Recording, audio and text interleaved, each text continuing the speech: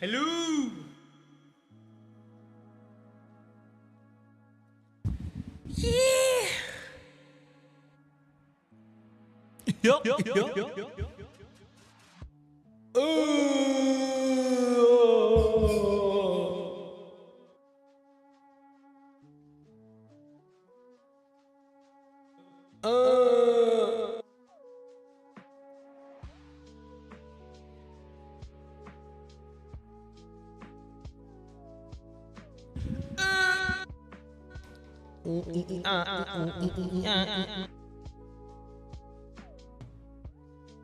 Nothing beats a jet to holiday.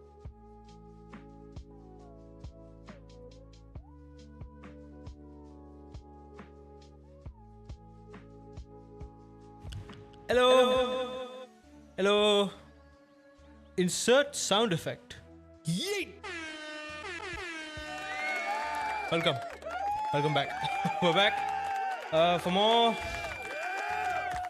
I'm tired. I'm tired. I'm tired. I'm so tired. Why? I'm tired.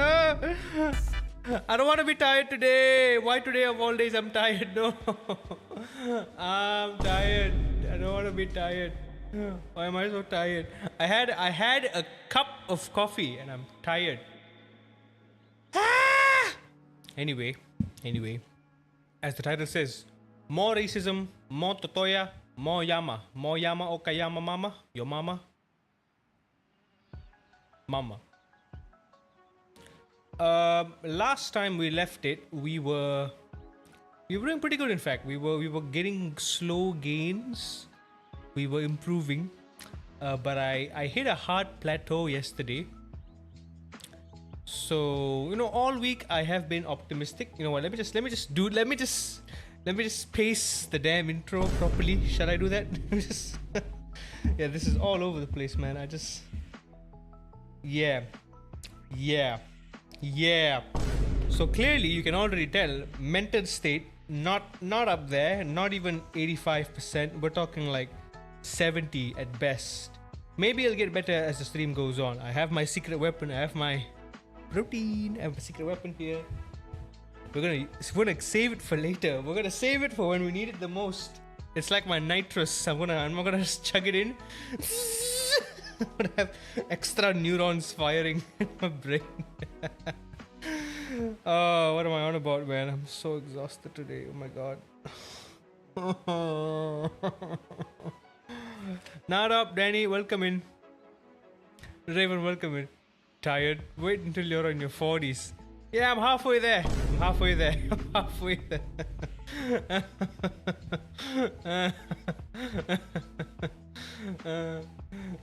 But I'm not talking like I work out. I'm sorta healthy. I'm not talking about physically being like in pain or anything. I don't have the knee pain, back pain. I ain't got none of those. I got that because of this damn seat, because it's so damn uncomfortable. It's just mental, man. It's mental. The things I do in my life, work-wise, the way I handle my work and not work, this is just not healthy. And I'm still trying to get enough sleep to get through the day. I still can't get through the day without taking an hour or two long nap in the middle of the day. So that's bad. That's a telltale sign that I'm not getting enough sleep at night. And yeah, I've been monitoring my sleep with this little thingamajig.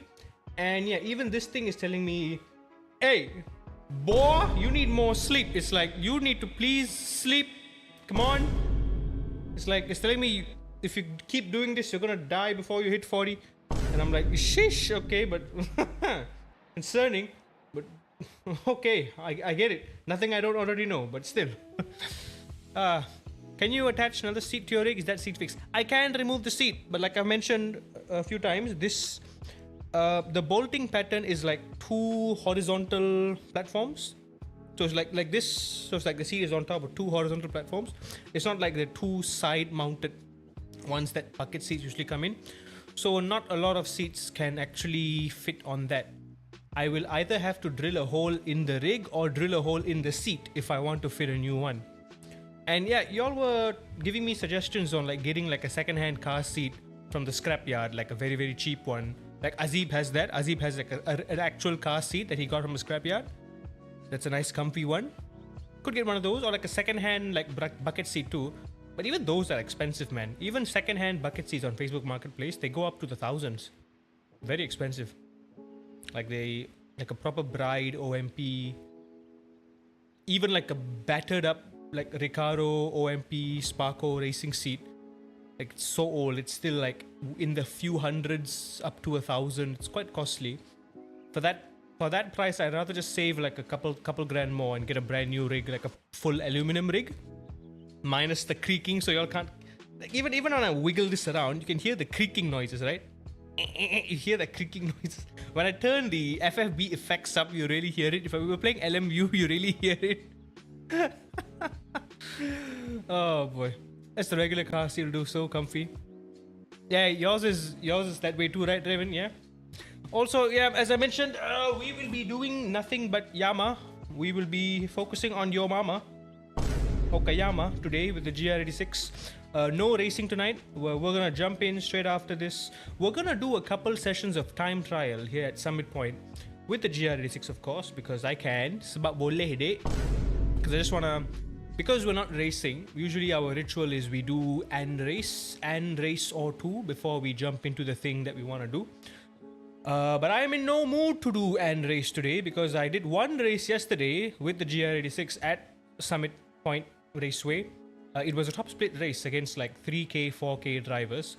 I started on the back, even after qualifying.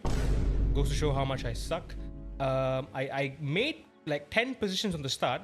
Someone did a very silly dive bomb and took me out. And then that other guy was playing hard to get, so I played hard to get back.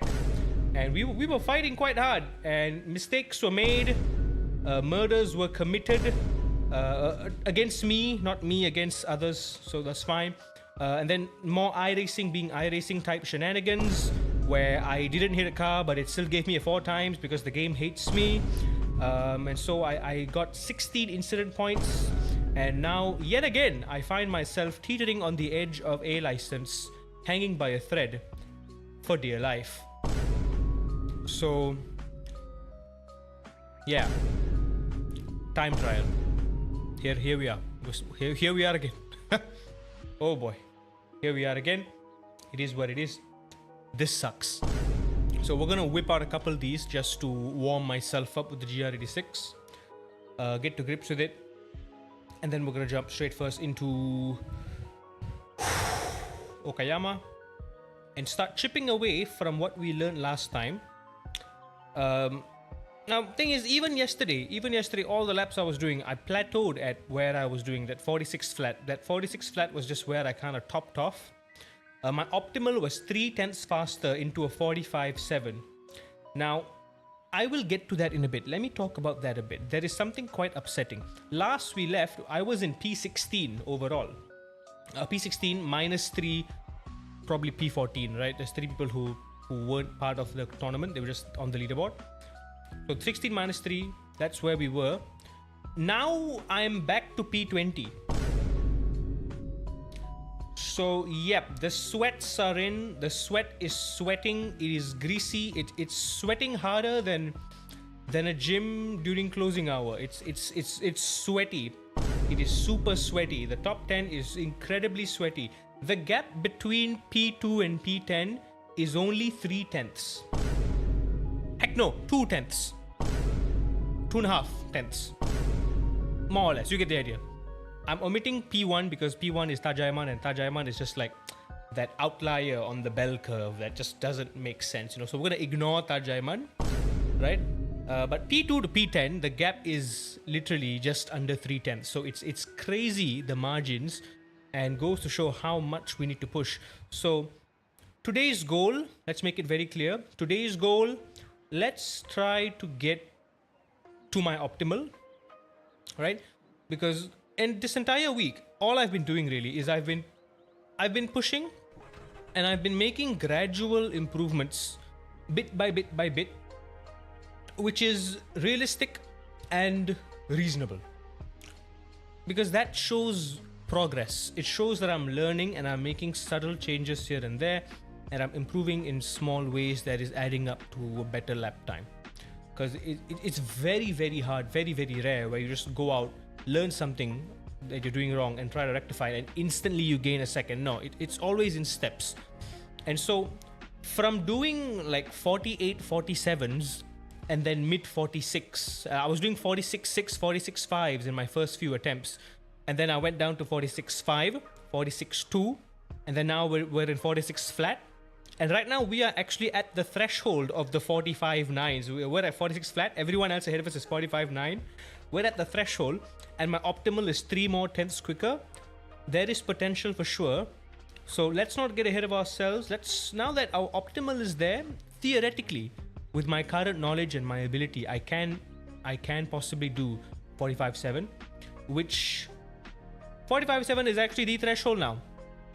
Like I predicted, 45.7 is the threshold for the top 10, which means if I really want to secure the top 10 in the next couple of days, by the time Sunday morning rolls over, the tournament ends on Sunday morning, 8 a.m. by the way, over here, which means tomorrow night we will be going absolutely the crap out of this. We will be going all out in case we are not able to accomplish the goal today. We have one more shot tomorrow morning on Saturday. If we still don't make it, I still have a last resort. I will have to wake up very early on Sunday and give it one last kamikaze shot. Just try to do whatever I can, sleep deprived and whatnot. I mean, it has to be done, you know what I mean? It has to be done. I gotta do what I gotta do. Man's gotta do what man's gotta do. A harness is actually good for your posture. What kind of harness, Traven? Anywho, let us jump right in. Grab yourselves and beverage of choice. If you have protein, get some protein. Not sponsored. Hashtag I would like to be sponsored by Rokeby protein smoothie. And also Oatside oat milk. Very good. As I said, let's get a bit of warm up here in Summit Point.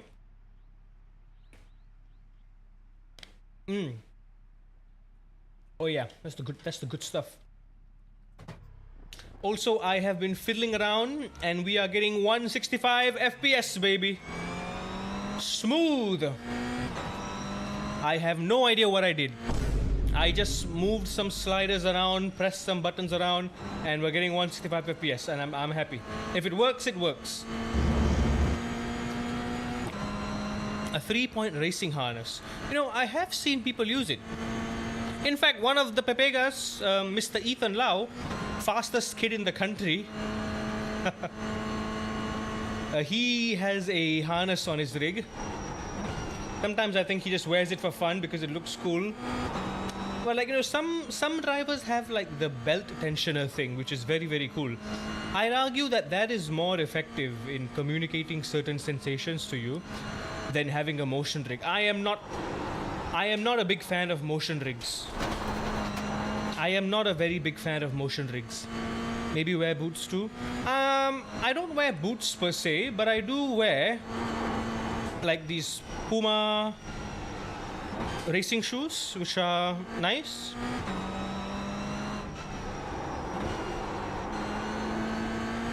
And also, where on this rig at least, I can't really hook a belt system up because it doesn't have the holes on the seat for me to hook it up on. I don't have the holes on the seat for me to hook it up. A helmet. A helmet is hard, man, because I can't hear the audio then. If I had a speaker system, then maybe I can consider it, but I don't have one. So, yeah, driving without sound is just impossible. But if you mean boots like Mr. Iqbal Suji's Timberland boots, oh yeah. Nah, I can't match that aura, man. Man just drives everything with boots. Man's a legend. I don't have that kind of aura.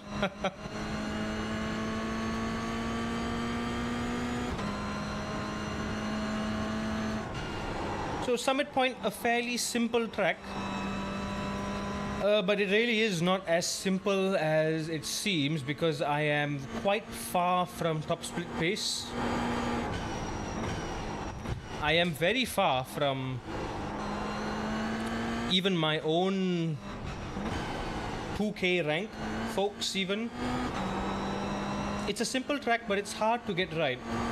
because the nature of the corners can be quite devious and mischievous and a little bit unsettling sometimes. The bumps on this track, if you attack the bumps in a different way, in a different manner every time, every lap, they can really throw you off.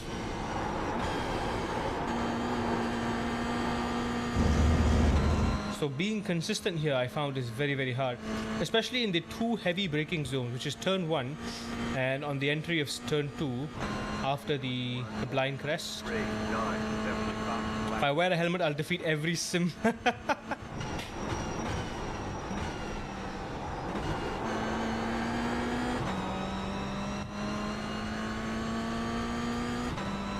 Ooh, 21.8, okay, getting there.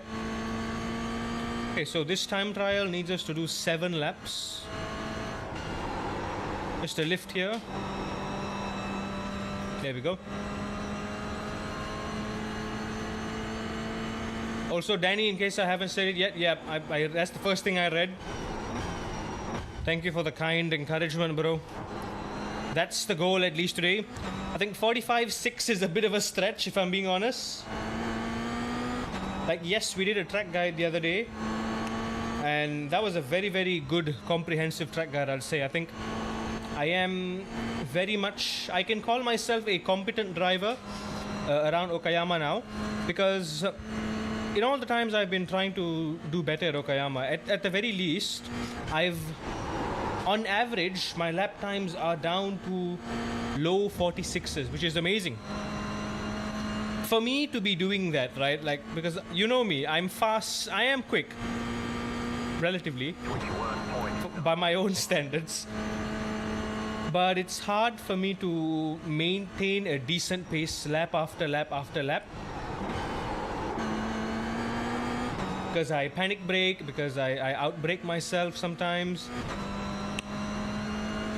My technique is still not there.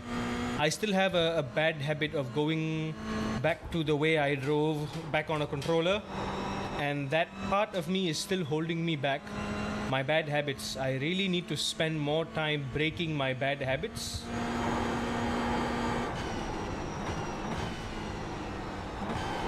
Like, honestly, I just want to spend one stream where we're not racing, we're not really doing anything, but I'm just gonna call myself out on my bad habits, and we're just gonna rectify my bad habits as best as I can for the entire stream. Like, that is something that I've really been keen to do, because it'll be useful for you guys as well. I'm gonna show you all some ways on how to identify your bad habits and how to fix them.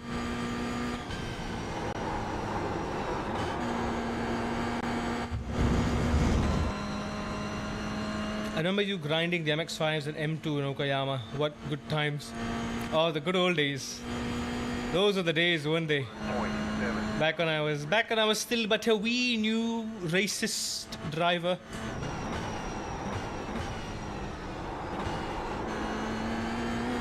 And look at me now, fighting for the top 10 in the country. But you know what, realistically, I'm about 8/10ths behind the current world record.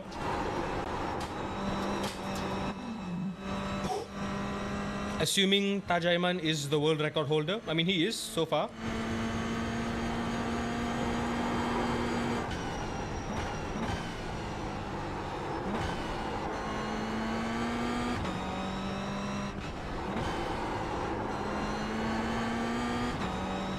I'm 8/10ths behind the world record, and 8/10ths is a lot of time.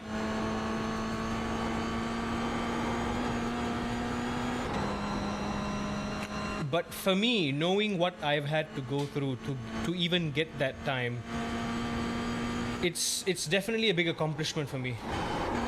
To even be able to say that I'm 8/10ths behind the world record, and that I have potential to be 5/10ths behind the world record, because our potential 10th is 45.7. We're there, we're getting there. So right now I'm just trying to, I'm trying to be consistent here at Summit Point. Again, like I said, as simple as this track may seem, it is a good place to just get some laps in because it's got a nice combination of short corners, long corners, slow corners, medium corners, corners through elevations, high speed corners, long straights, heavy braking zones, consecutive corners, and the bumps just kind of add an extra layer of challenge to it. It is a track that puts less of an emphasis on perfecting the racing line, but puts a higher emphasis on perfecting the weight transfer. Because if your weight transfer is wrong, going through the bumps, going through the camber, going through all these shifting motions as you're cornering, if your weight transfer is slightly too much or slightly too little on any one side of the car, you're going to find yourself understeering or oversteering, and that's going to affect your lap time. So it's all about getting the car to do what you want it to do. And I feel like if you can get it right here, I think Okayama's gonna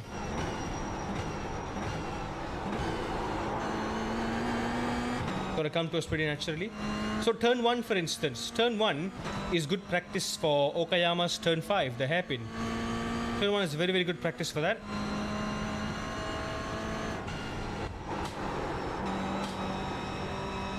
This corner is very, very good practice for Okayama's turn 2.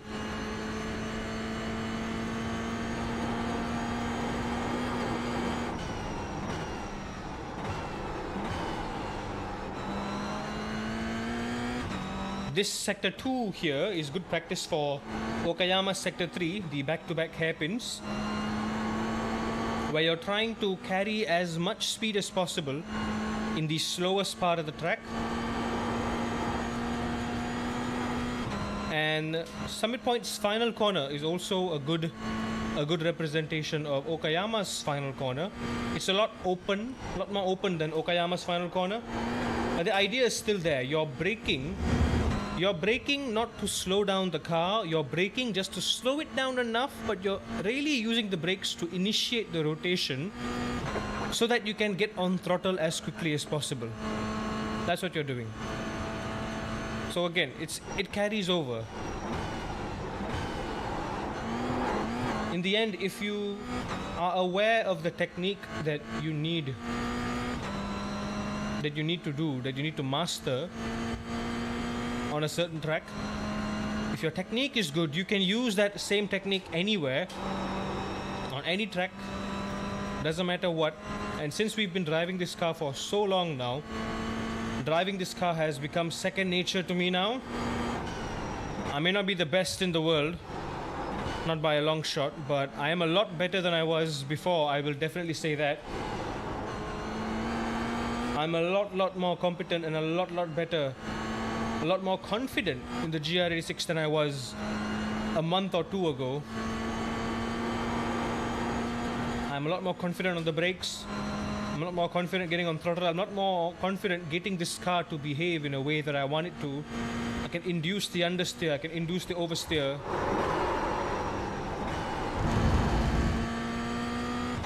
When I make a mistake, I can often immediately point out what I'm doing wrong and why I'm doing it.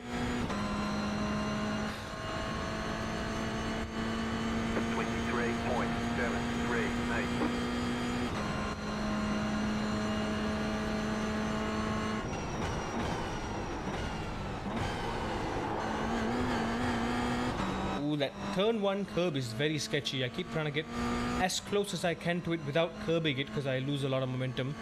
And you see I lose like 1/10 down this straight before turn 2. Lift here. Use the compression. I don't remember the exact day I started watching, but it was after the 24 Hours of Daytona. Right, that was very early in the year then. That was like late January, early February.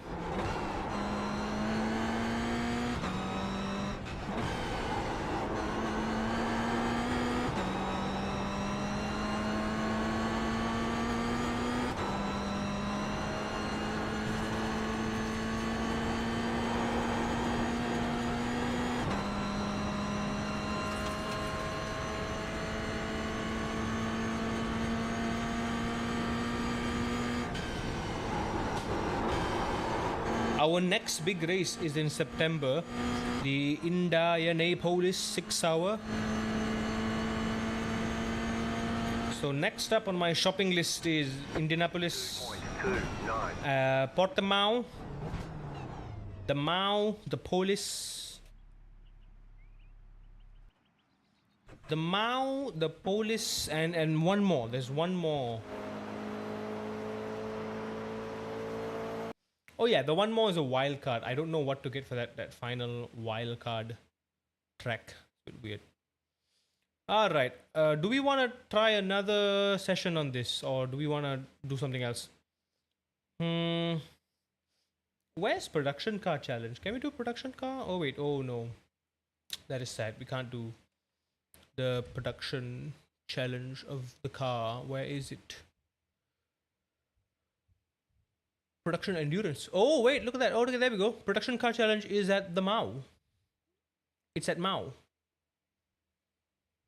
Is it at Mao? Yeah, it is at Mao. Okay, production car is at Mao. If we can Mao, it'll be nice. We can get this one done this week, but it has to be this week, or else we can't complete the Mao, or else it will have to be Porsche Cup, because Porsche Cup. Yeah, the Mao for Porsche Cup is like in 3 weeks time, so there's time for us to save a bit of monies. But Indianapolis, we're definitely getting Indianapolis for the 6 hours of Indy. We're definitely getting Mao this season towards the end. And then the one more, it's hard to tell because we're not getting it for this season. We're getting it in hopes that it will be used next season. So it is a massive gamble not knowing what that track is going to be.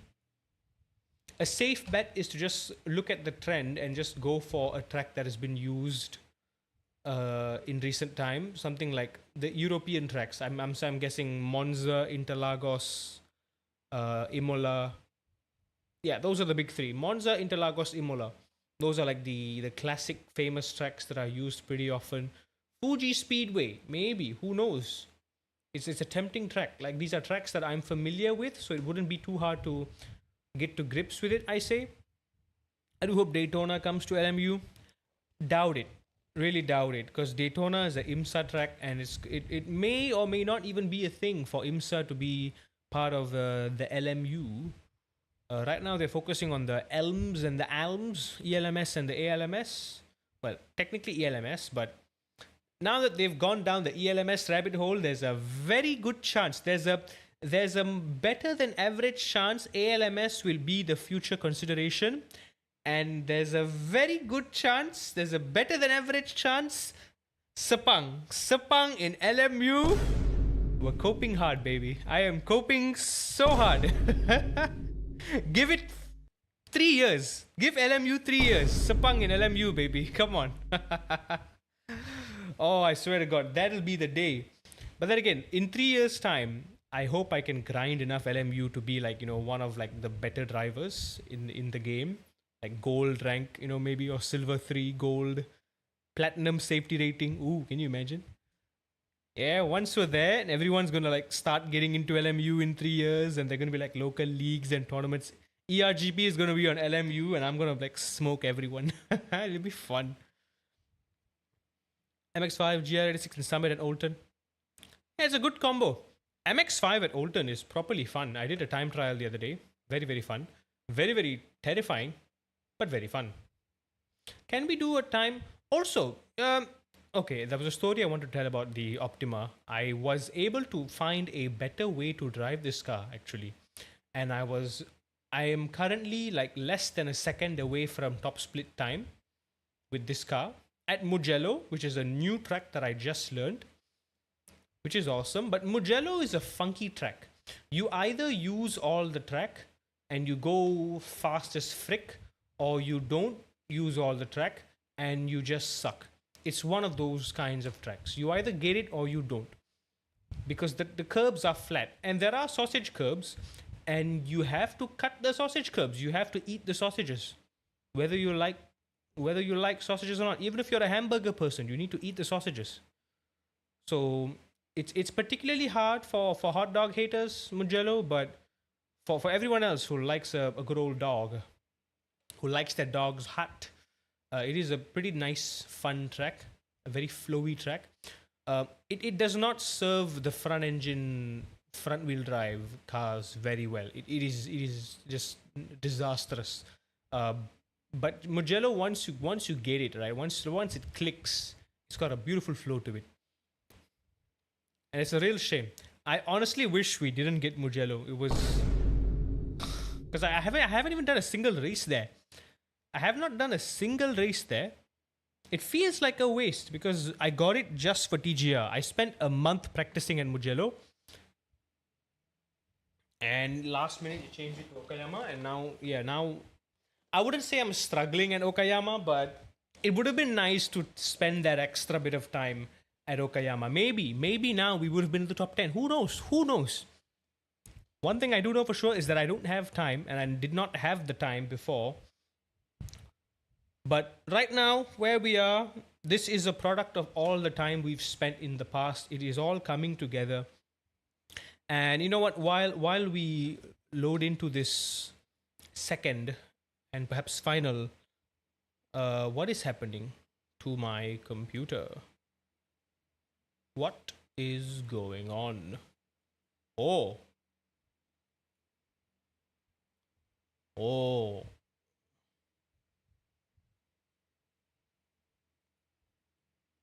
Something has gone horribly wrong. What is this? Oh.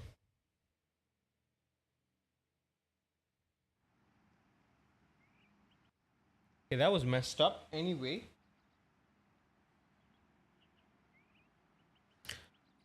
Yeah, that is a thing that has been happening every time I boot up Race Room, actually. Like, my computer defaults to 1080p. Yeah, what is this? The hell is this? Anyway, since that isn't working, I'm just gonna... Jesus Christ. It looks like every time the sim loads in, it's just a mess right now. There we go. It's not very well. Oh, wait, where? Hang on, what's going on here? Wait, what? Oh,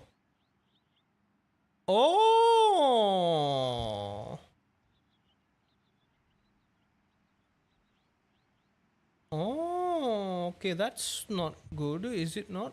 Oh no, no, that's not good. No, that's not good. No, why is it doing that? No, why are you duplicate? Why? No, Microsoft, why? Project. Guys, I can't read. PC only. Duplicate. Second screen. Guys, which is which? What does this say? I can't see it. I can't see. What does this say? Does this say duplicate? And is this... What is this? Which is the one that I can clone both screens the same one? Can you all read this? What does it say? Dupe. This is dupe. Okay. I click this. Hypothetically. Damn it, it doesn't work. No! What have I done? Was it an AMD setting that I... Oh, hang on. I think I know what I did. Oh! Okay, if I open this, then I go there, then I go to racism, and then I go... Okay, I gotta turn this thing off, I think. Then turn it off. Okay. And then I quit this thing. Right? And then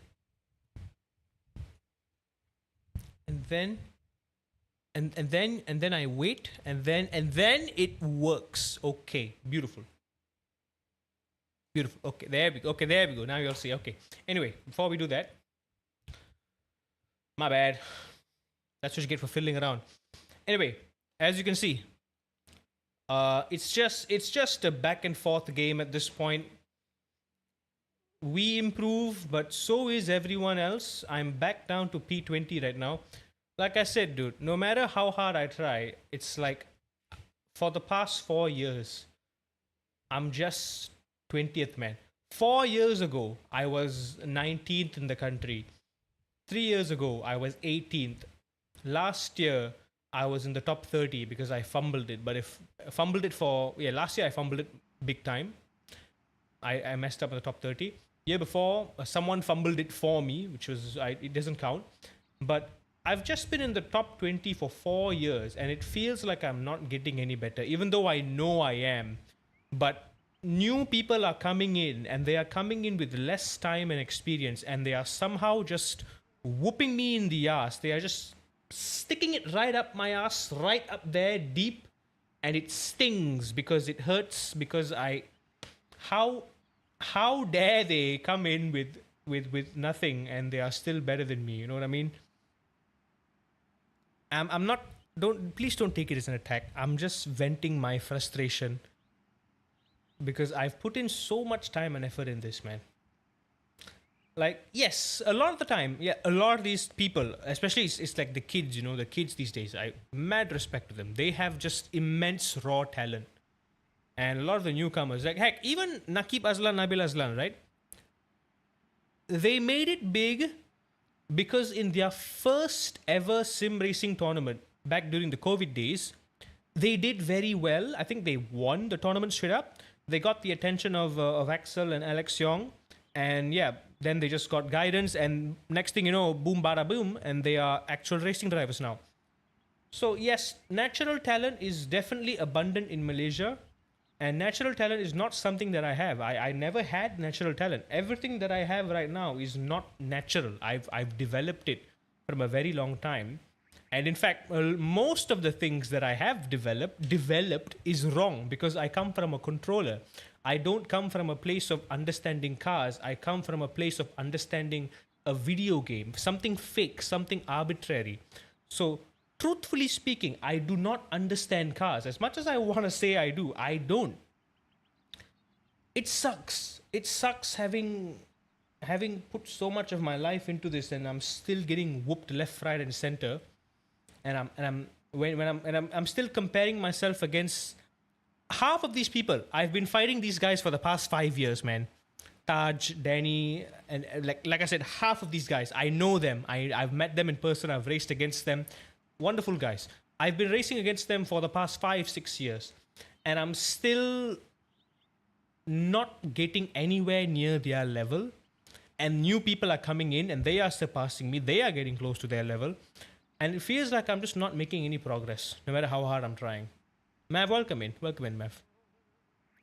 It feels like I try so hard, and that's gonna stop.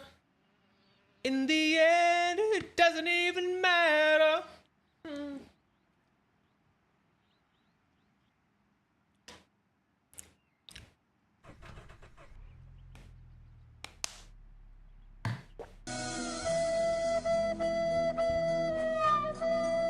Yeah.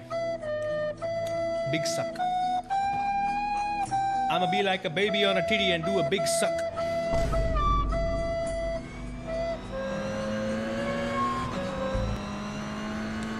Did the sound alert not play? Damn it. Oh yeah, sound alerts have been broken for like ages now. I'm terribly sorry. It's not my fault, by the way. It's sound alert's fault. IRL word ban. Oh no, I can't say that anymore. I swallow. Ah, you thought you had me.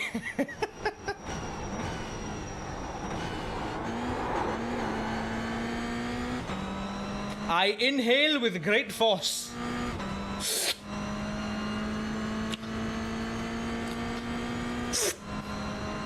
Is the sound my butthole makes when I fail miserably at something.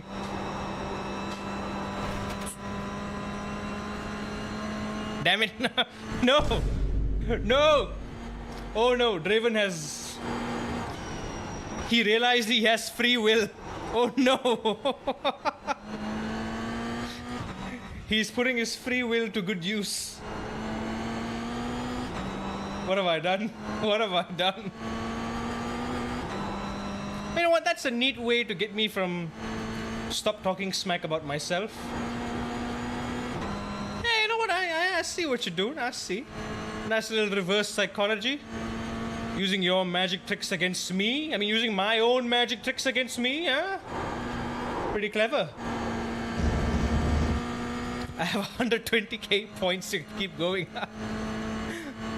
Oh boy. Oh, we did play?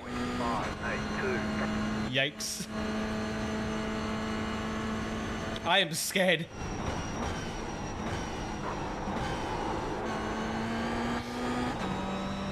I am scared right now. Imagine if y'all just like banned the entire English language and I have to like...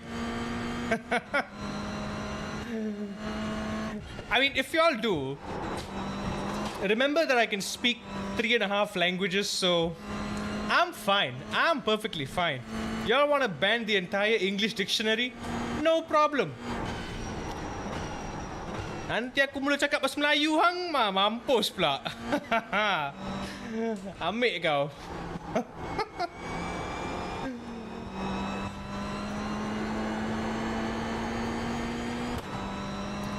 Mesti hang tertanya-tanya apa aku cakap ni kan?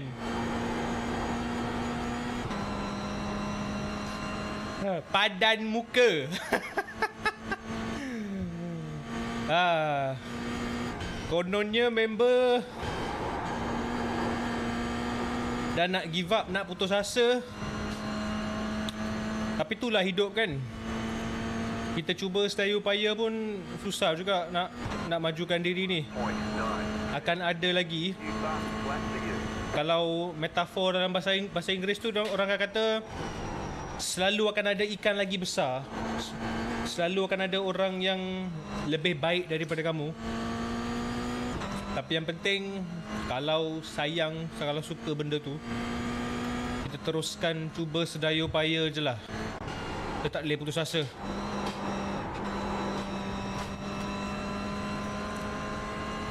Jadi hari ini kita tidak berputus asa ya.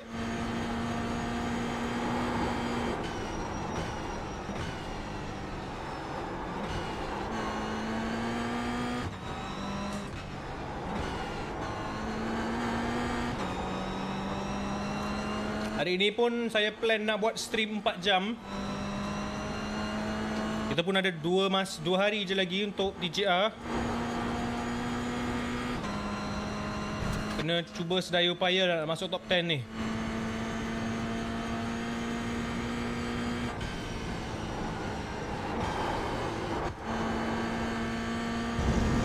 Did I just go full Malay word on y'all? Did I just go... Basically, TLDR, I was just going off on about how I shouldn't give up no matter what. There's always a bigger fish, there's always going to be people better than me, and that's fine. They're living their life, I'm living mine. Their life, they're going through stuff, I'm going through stuff. My life might be harder, but what matters is the effort that I put in. The love that I have for this is not going to change anytime soon. My effort for this, only I know how much I've worked hard for this, how much I've sacrificed. And I'm not gonna stop. I'm not gonna stop. The next 2 days, I can't stop. I was supposed to hang out with the lady tomorrow, but I told her, you know, it's peak TGR season. She knows I have both TGR and MAM at the same time. But yeah, it's been a while since we like hung out, and I really want to spend time too. But when I told her that, you know, I'm still far away from the top 10, and my MAM, fun story. Draven, thank you for the bits, dude. I just saw that. Thank you so much, dude.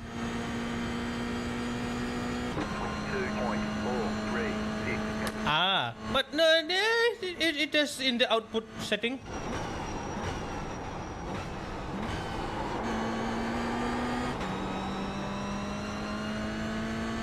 I have set it up correctly, but it's just not coming up for me. Strange. I have to check that later.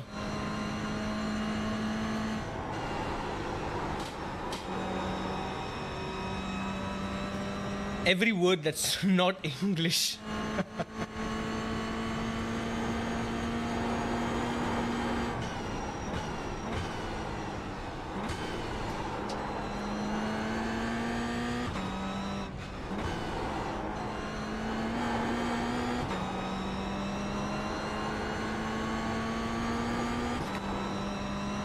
The thing is too, with Okayama, in this Okayama instance in particular, we really have to figure it out by myself, because there's no YouTube video with the similar conditions, similar physics that we can use as a reference. So I can't watch and learn. I can't get reference or learn from someone else's lap. We're literally just whittling it down, and we're working on my own mistakes, which is good for the most part. But now that I've reached the plateau, I really need like a second opinion, or I need to actually verify my lap against someone actually more competent than me, and see just what exactly I'm doing differently or doing wrong that is causing me to lose all that lap time. I need to take an objective stand.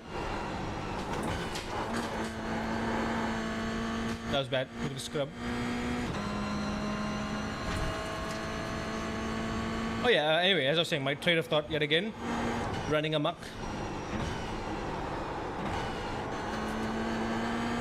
Remember the MAM tournament, the race room one, the DTM at Sepang? We got P1 in the country in our last race room stream. Not anymore. I'm down to, y'all wanna guess? Y'all wanna guess what I'm down to? A quick refresher, a top 10 of the MAM qualifiers in the country heads on to the finals on August the 17th at Sepang International Circuit for a 3-race shootout in the grand finals. So we were P1 last time. 5 days ago we were P1. Wanna guess where we are now? 2.169. Go on, guess.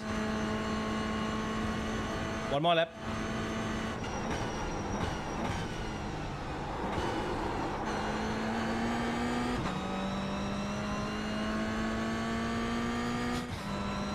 Now theoretically, I've still got a couple tenths in me.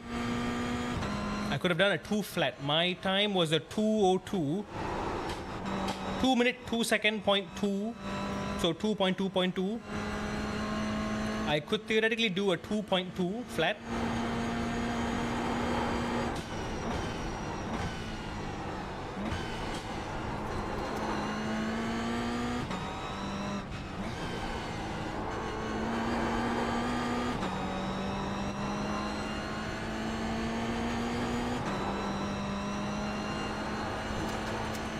So I just took a peek yesterday. To my terrible disappointment, I'm down to P10.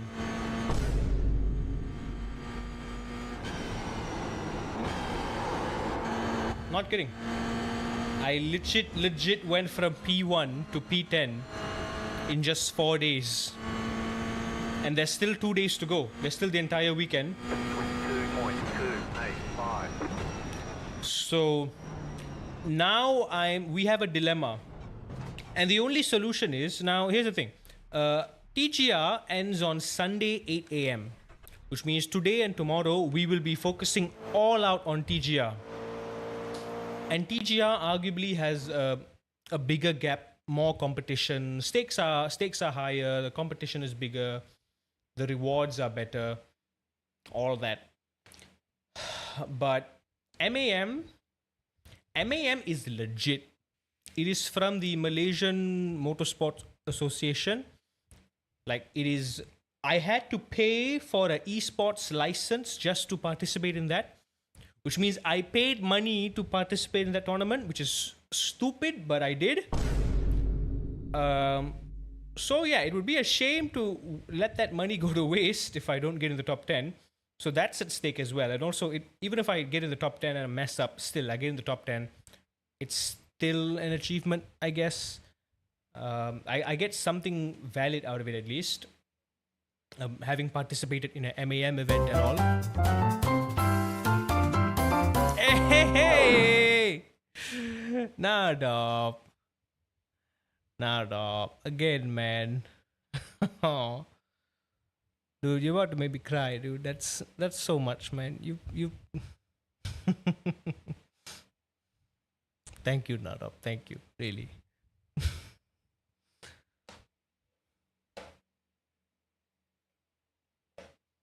Here so that you'll be encouraged. Yeah.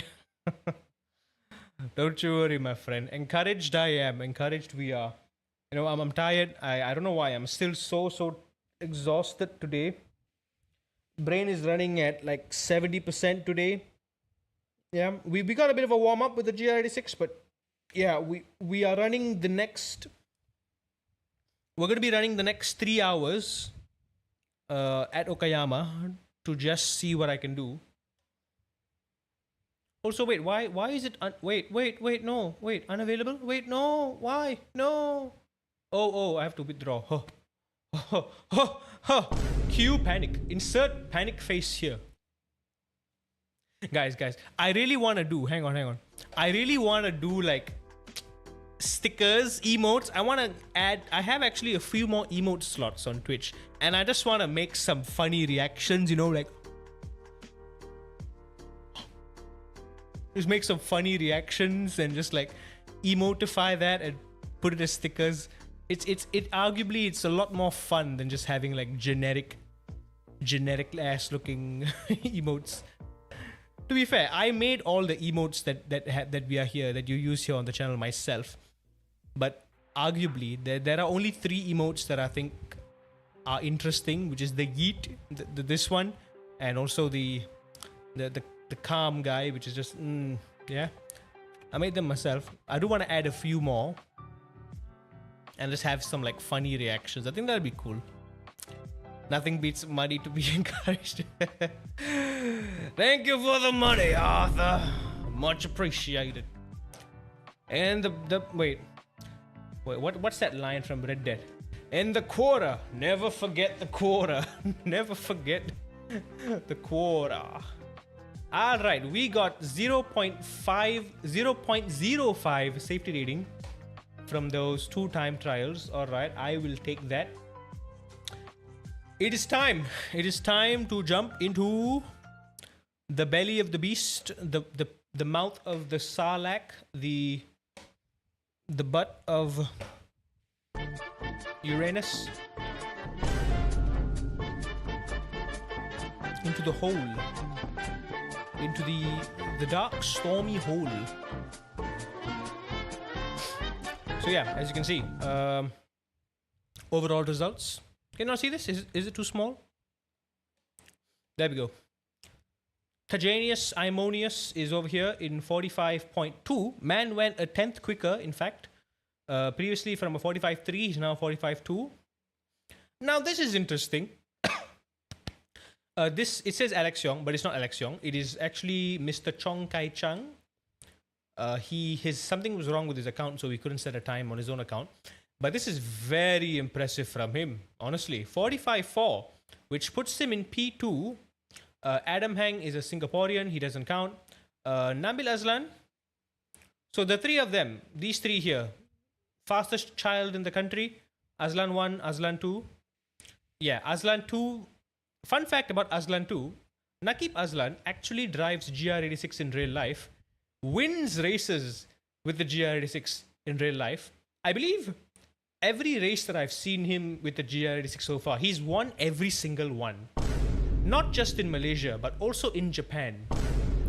You know what a big deal it is to go to a different country where there is a very strong motorsports culture, to a track he's never raced on,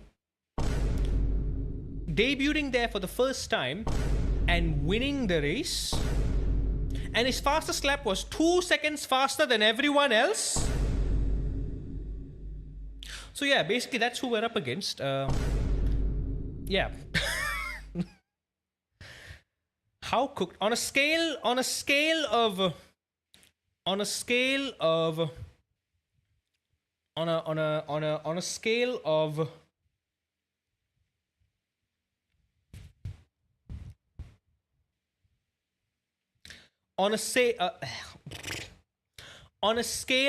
a can of beans to well done A5 Wagyu, how cooked are we?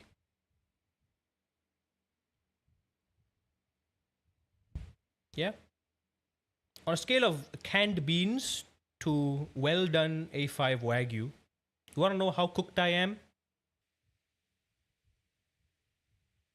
You know those TikTok videos where they leave like the fish on a dried fish without oil on a pan, and they just keep stirring it, and they keep stirring the fish, and the fish just disintegrates into the pan, and then it just goes black, and it just becomes one with the pan. Yeah, that's how cooked I am. P2 is Kai Chang. Yeah, that's exactly what I said, dude. Alex Yong. That's Kai Chang on his account. Ian Wong. Ian Wong is actually one of the more gentleman drivers. He's He's, I think, the oldest out of everyone here, myself included. He's one of the oldest here. Danny, you all know Danny. That's Danny right there in the chat. Wanafik, also a GT7 veteran.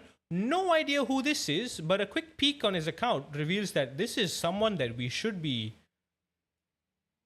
taking seriously. Look at that. A-Class, 3K, 3K, both on Sport and Formula Car. iRacist member since 2020. Color me intrigued. So that's the top 10 contenders. Well, technically, since who is it? Adam Heng is an outlier. That brings Raja. Yeah, Raja Amirul. Man is driving in real life again. Someone else who's driving in real life today, this weekend at Sepang. Man is driving the Vios Cup.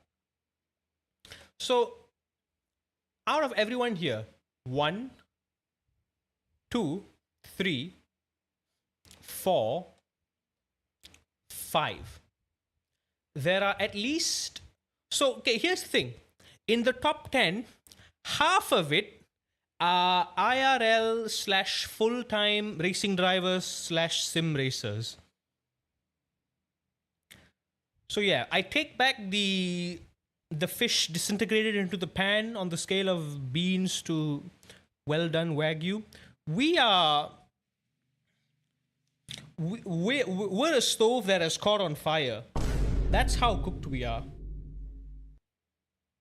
We're cooked. We are cooked. We are burnt. We are going to jail for arson because I set the house on fire. Because I forgot to turn the stove off. That's how cooked we are.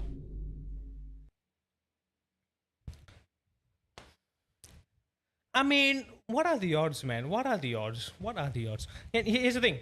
My optimal best is a 45.6. And that's barely enough for a top 10. Barely. If I get a 45.6 right now, a 45.76 right now, it will only put me in P12. That's how tight the competition is. And anyway, like I said, P2, 45.4. P10, 45.7. 4, 5, 6, 7. 3/10. There's a 3/10 gap between 9 drivers in here. 3/10.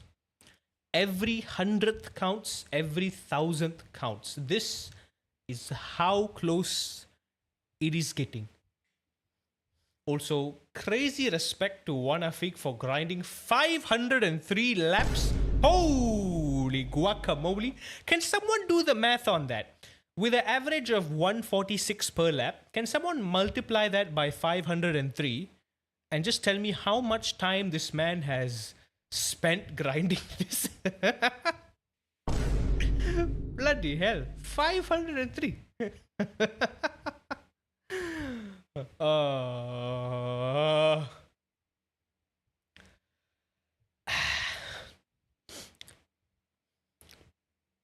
Can someone like actually pull up a calculator and help me out here? Like, how long is that? I think no one has done more. Yeah, no one has done more laps than that guy, dude. The dedication, respect. I don't know what he does for a job, but respect, dude, respect. Almost 15 hours. Add it one more and it'll become 16 times the detail. God damn, that is, God damn. God damn.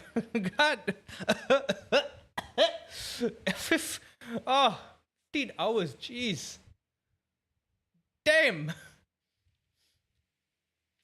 My goal, okay, let us try to spend less than 100 laps to reach the 45 mark, all right? So anyway, I've yapped enough. I'm just kind of internalizing myself. I'm just coming to accept a few harsh truths. But again, doesn't mean that I can't. Oh wait, no. The word ban has a timer, by the way. Don't worry. But I'm not going to say the S word. I'm not going to depreciate myself. It's okay. We can do better. We can do better. We can do better. So, goal for today. Let us do our best. Let's just do our best. That's all I can say. So again, let's not expect a big jump right away. Honestly, if today I can do a 45.7, I would be pretty happy. If we can do a 45.7 flat, that will put us in the top 10 provisionally until another person also jumps in and does a 45.6. But provisionally, we will be in the top 10 if I do a 45 flat, I think. Is that right? Yes, indeed. Okay, a 45.7 flat will put us 2 spots ahead of the top 10. Actually, no, make it 3. Because, yeah, -1. It will put us in, theoretically, P8. If I can get a 45.7 flat, it will put us in P8. And then I just have to pray to the racism gods that it stays that way for the next day and a half. Ooh. Ooh.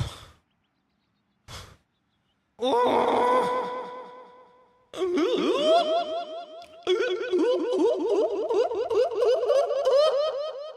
Insert moose noise here. I've been playing so much Red Dead that I can pretty much replicate the noises of every aminal that I've heard in the game. Just out of memory. Just name an animal, any animal, I can make the sound. Granted that the animal has to be from Red Dead. I would have heard it. Here's Bojangles. Here's Bojangles when he trips over a rock.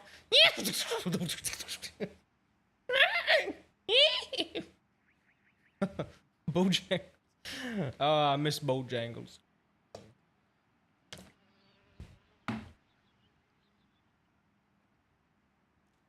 You're okay, boy. Same thing. 42 degrees Celsius. Okay, we have a lot more FPS than last time, which is great. Very smooth, very nice. Alright. 45.2 I have on there.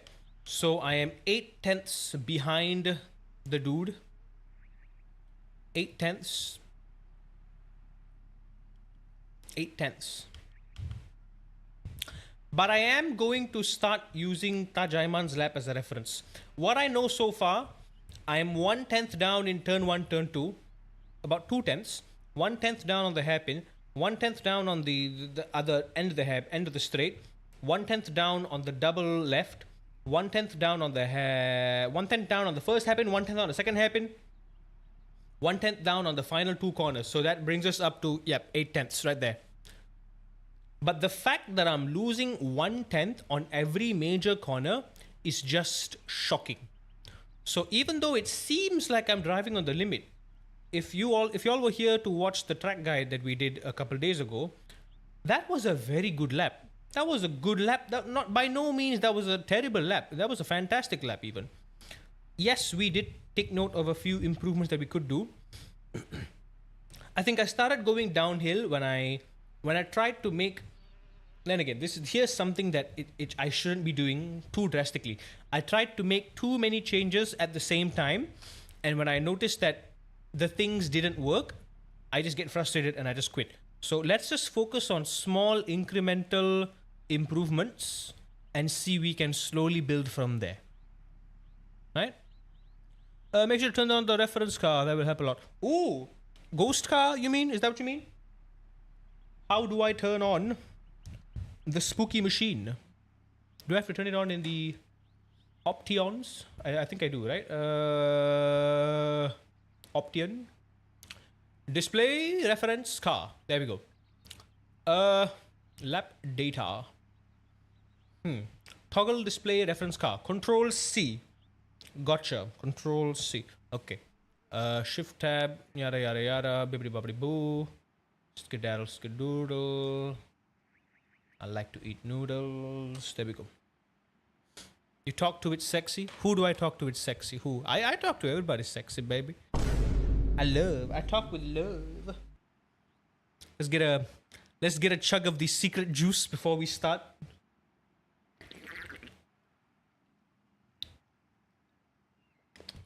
Can't drink all of it at once, you know, gotta save it.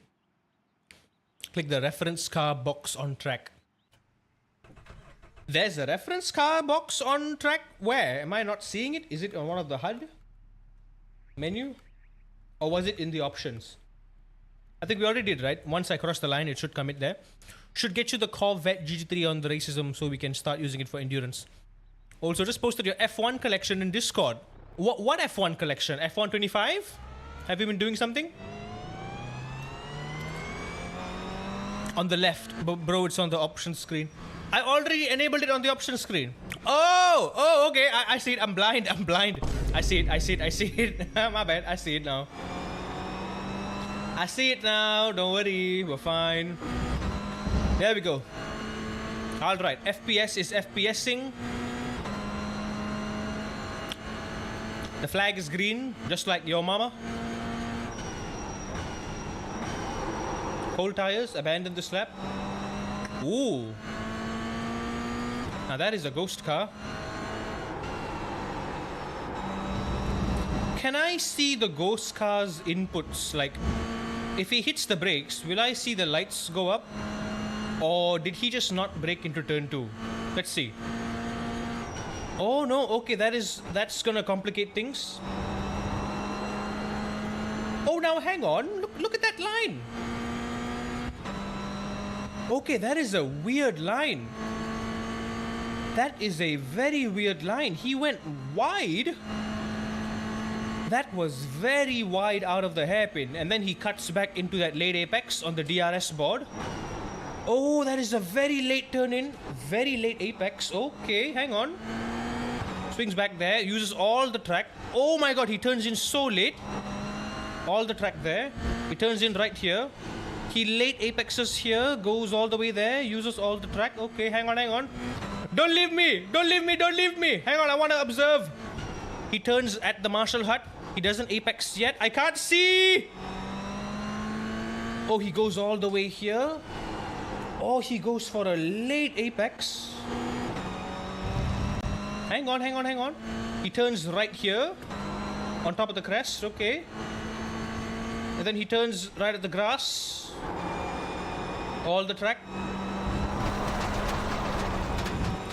Okay, he uses all the track. Okay, he uses all the track. Okay. Oh, interesting. Okay, hold up. Wait a minute. He's taking. Oh, hang on. So he's taking a wider line on the exit of the turn 5 hairpin.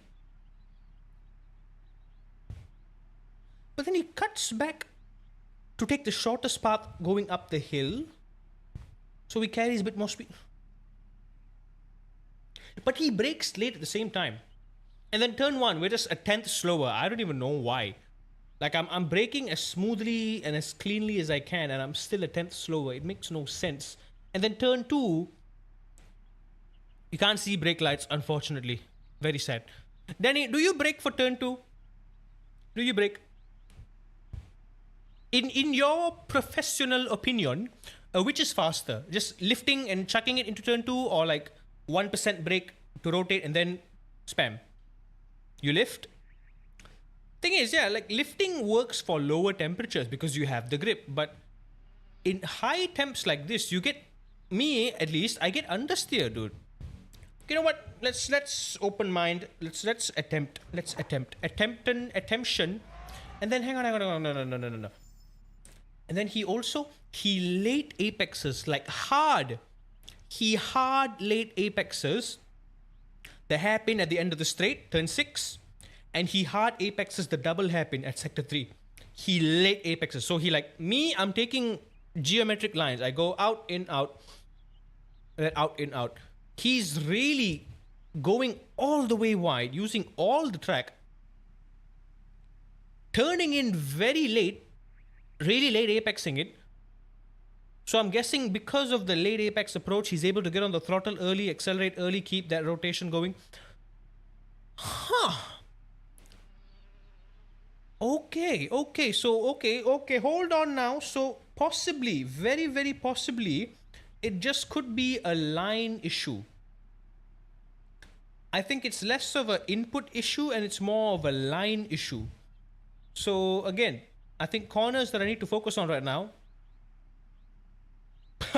not surprisingly, the 4 hairpins. Turn 5, he does tuck in quickly and he goes off to the middle and then he tucks in back in, so he gets on the throttle early. Again, late apexing it. He's late apexing it. He late apexes turn 5, he late apexes turn 6, he late apexes turn 9 and 10. He late apexes all of it. So let's... Okay. Okay. The thing is, you have to lift but feed the throttle earlier to feel the grip, then smash it when you feel the grip as early as possible. Right. So the idea is, here's what I'm thinking. When turn 2 is you're going all the way to like the green color thing on the left, and that's where you're turning in. You're turning in on full throttle still, and once you turn in, then you lift. Once you're approaching the curb, are you lifting fully, or you're still giving it a bit of throttle just to kind of keep the rear squatted?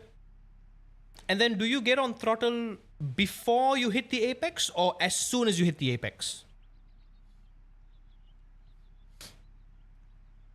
Lift before turning. Okay, that's interesting. That's not something I've considered, because literally all the guides I've seen, they lift after turning. Because if you're taking a high-speed corner in this car, it actually kind of favors that, lifting after turning. Because the idea is, you turn in, the car's already pointing in a direction and it's already rotating there, and then you lift, it plants more weight to the front, and then you keep going in that direction.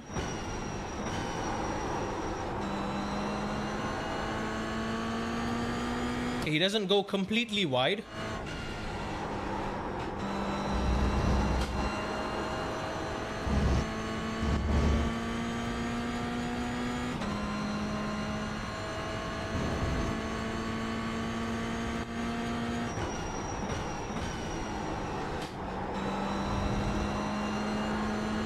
Look at him. Oh, he's going wide.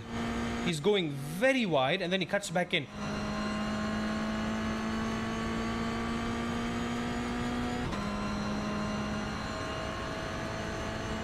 Oh.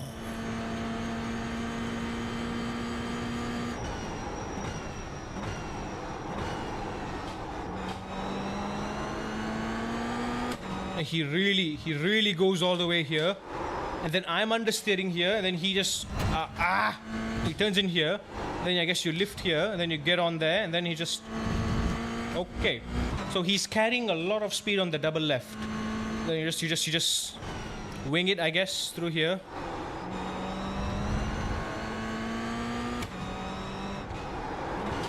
How does he do it? How is the rotate? How he get the rotate?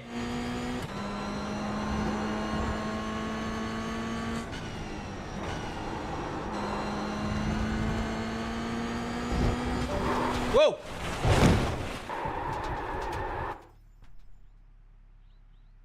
You've got... We got damage on the front end. You've got some damage. Let's get that. Spinny Binny, you okay, boy? Okay. Oh. Microsoft, are you okay? Marvin, you okay?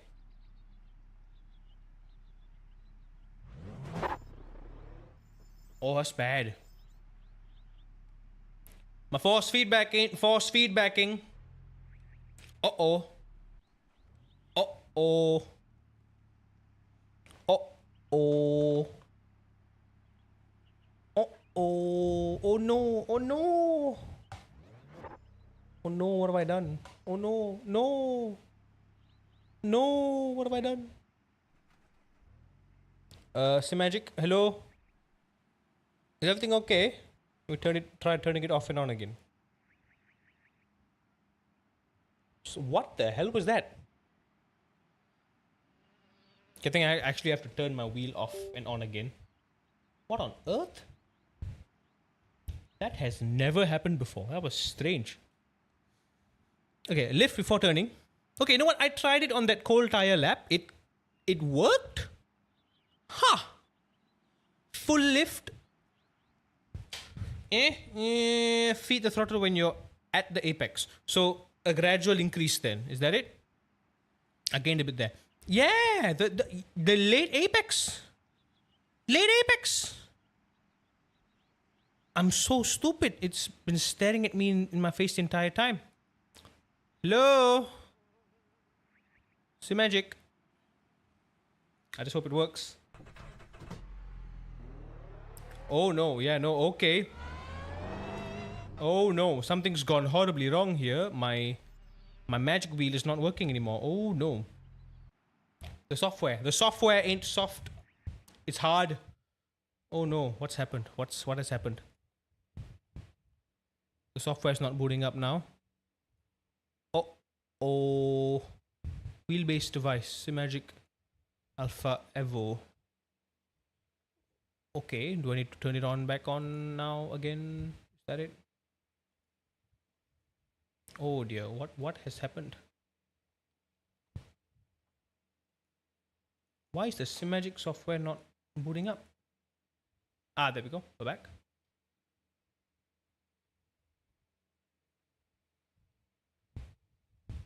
Okay, we're back. Whew. Okay, hang on. The double hairpin, sector 3. I did gain a bit there. On the exit at least, the entry was still a bit sloppy. Because okay, even and then turn one also. I'm losing a lot of time. The line is roughly okay. I'm taking a similar line to him. He is turning in maybe a little bit earlier. And again, my bad habit. I keep holding the brakes for too long. And I'm just like holding it for too long and it's not helping me at all. Alright, the force is back. The feedback is back. The feed is back. Nice.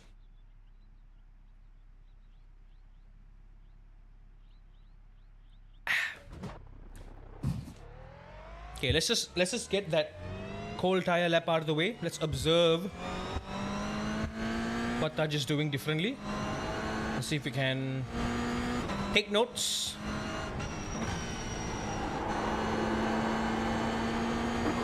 Green flag. He is using all the track here. If on my out lap I'm already losing time here,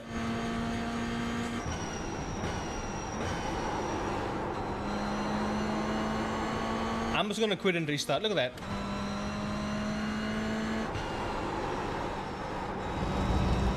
Look at that. Look how he just buggers off, dude. Half a second already. This guy.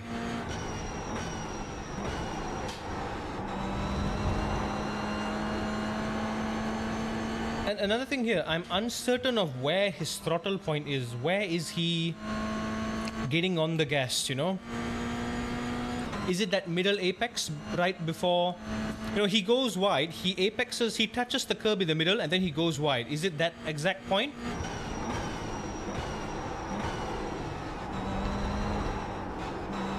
Again, I'm geometric apexing there.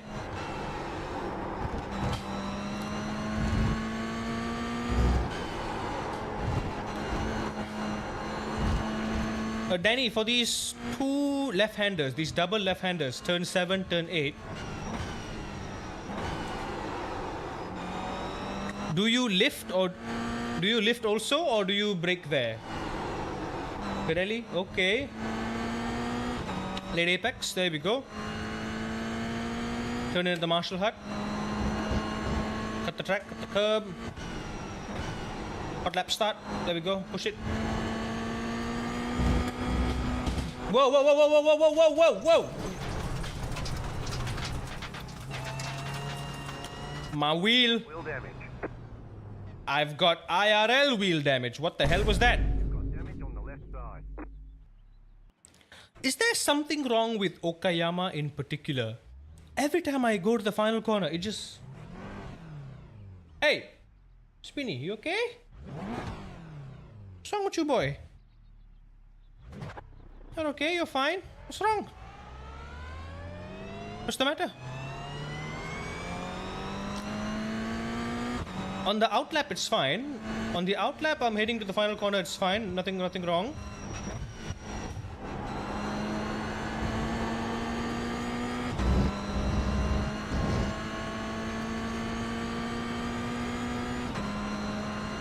Weird.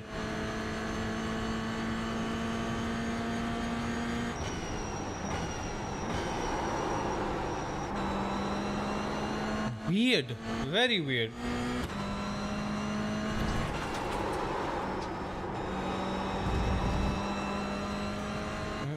He's late apexing it. He's getting on throttle early. He's carrying that speed wide.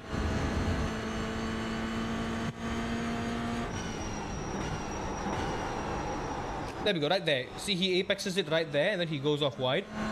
So I'm assuming he gets on the throttle right about there or just before that as well. So that's gonna be our new reference. I'm gonna just try to copy that.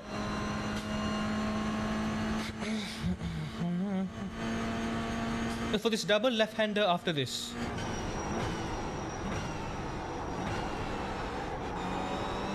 What's the protocol? Do we lift? Do we... Like, he turns in super sharp and late as well. And then he perfectly positions it there on the green AstroTurf.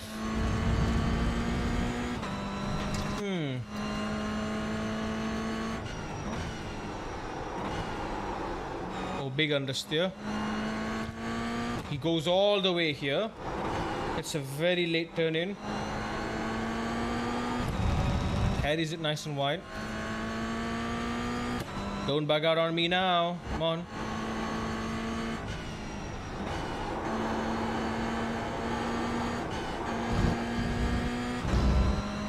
Okay, we're fine. No idea what happened there. It's a bad lap because I messed up that final corner, but never mind.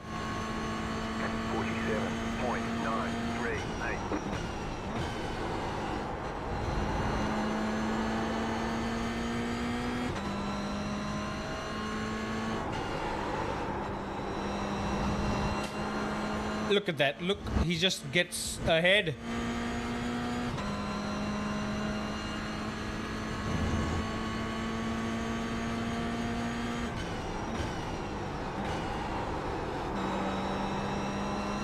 Okay, so he does the line, okay, but he does get on throttle just a bit before the apex. And he's getting just a little bit more rotation than me before that point on. Alright. Learning.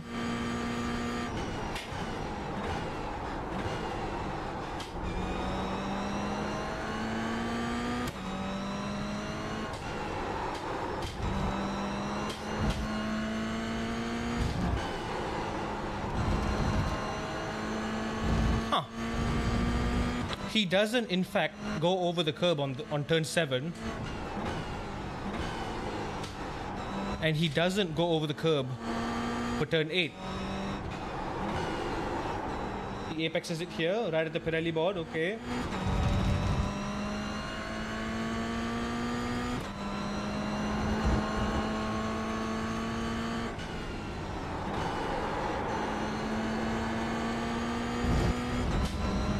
Interesting. That's going to be a 46.2. Pretty close. We're exactly a second behind him. 46.323. So I'm noticing a pattern. Smooth is not smooth enough. One thing I'm noticing about Taj's driving style, he's being very, very smooth. Especially through turn 7, turn 8, the double left-hander. He's not riding the curbs too much. He's not even going over the curbs. He's just keeping it barely on the edge of it to preserve the momentum, preserve the rotation.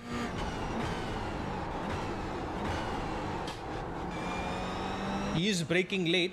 He's braking about a car length after me.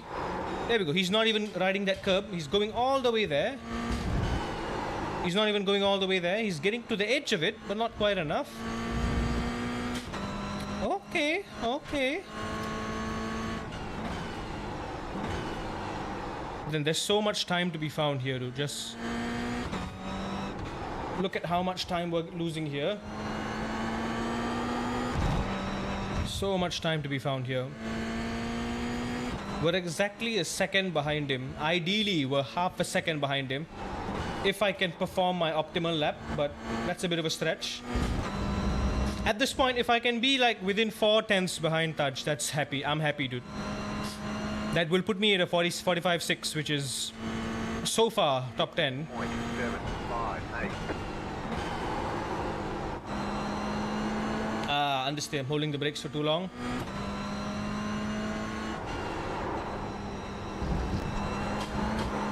Lift before you turn, you say. Or should I turn in a bit later, if that's the case?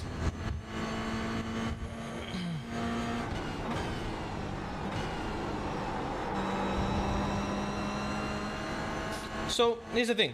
The fact that he goes wide after the apex implies that he's getting on the throttle pretty hard and pretty early. The fact that I'm keeping a tighter line even though I'm on the limit of grip implies that I'm not getting on the throttle as early as I can be. Big understeer, God.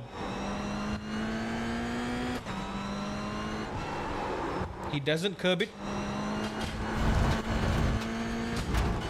He doesn't curb this. He doesn't curb either of it. Okay. He's keeping it very, very smooth.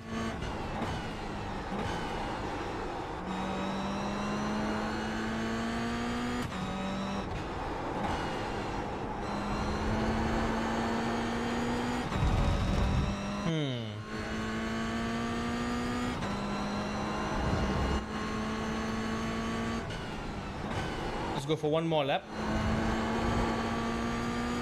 While the tires are still in the optimal temp. This is going to be the last lap, and then we're going to duck out and try again. Okay. Hang on. I'm learning something new. It's a bit late for me to be learning.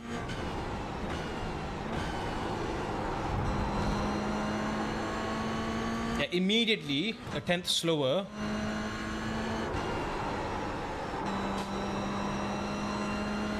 Two tenths slower there.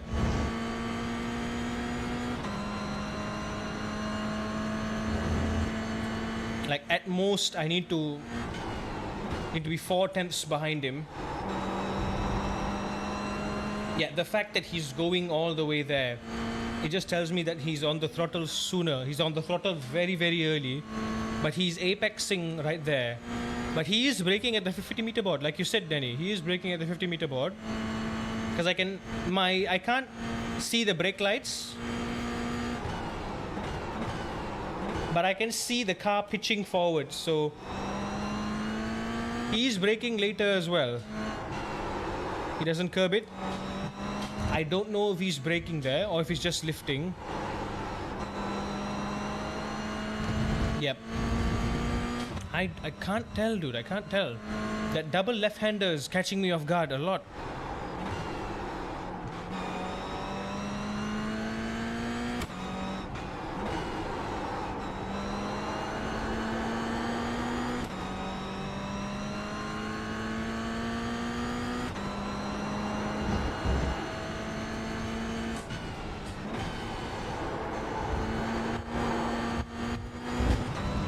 He's very smooth through there as well.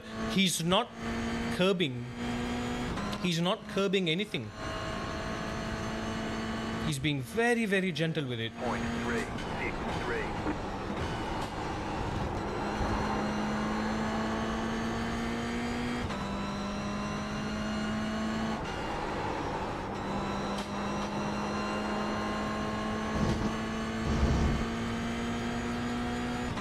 he's 3 corners in. He's 3/10 ahead already.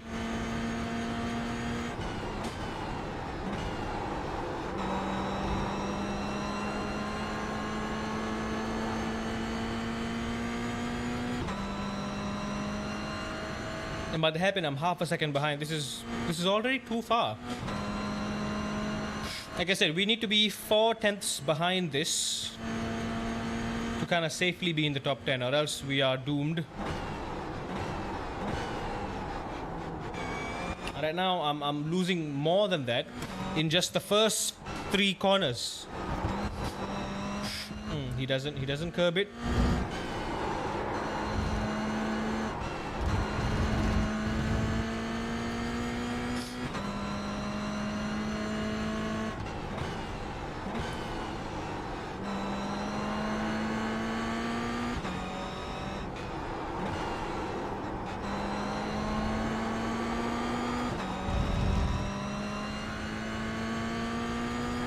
What is your secret, my guy?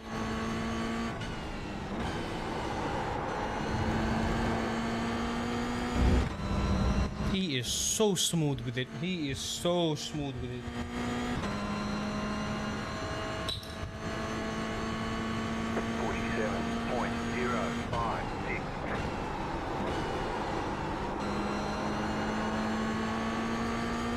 I've got more than a 10th already.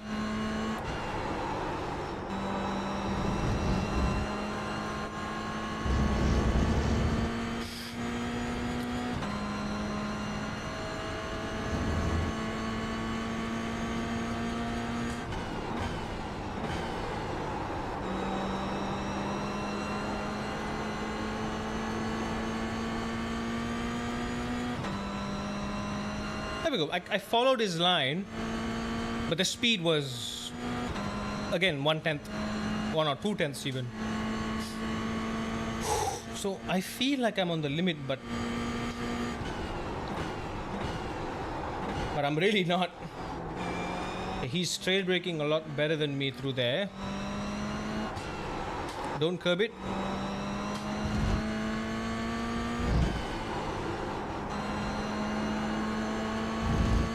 Getting a very, very smooth rotation through turn 7, turn 8.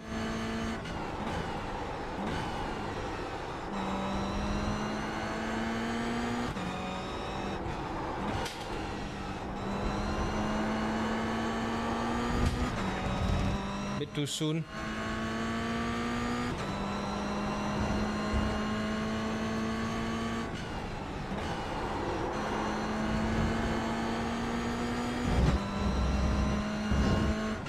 Okay, let's call it there, shall we? Let's get the tires up to optimal temps and keep trying this again. Okay, this is going to be a lot more challenging than I thought, because now I have to adjust my line and I can't just use what I'm doing. Thing is, if I did just do what I'm doing, I can still do a 45.7. But alas, 45.7 is still not enough. 45.7 is still half a second behind that 45.2, and that's not enough. So we need to be at least 4/10 behind that. We need to go a 10th faster, or 2 or more. The more the better.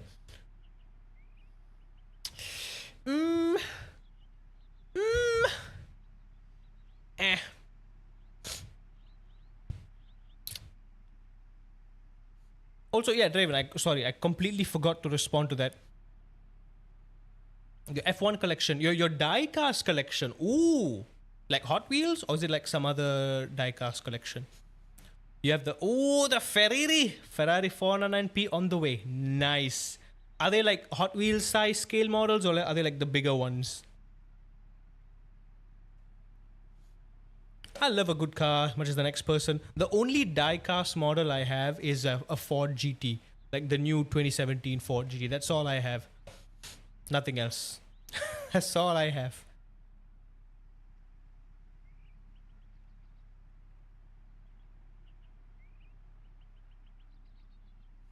And guess who got me that? The missus.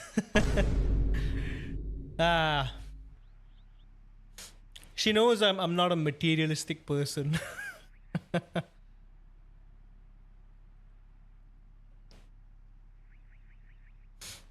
bigger, like twice the size. Oh, so it's like, oh, like this big. Yes, it's like a phone as big as a mobile phone. It's pretty nice.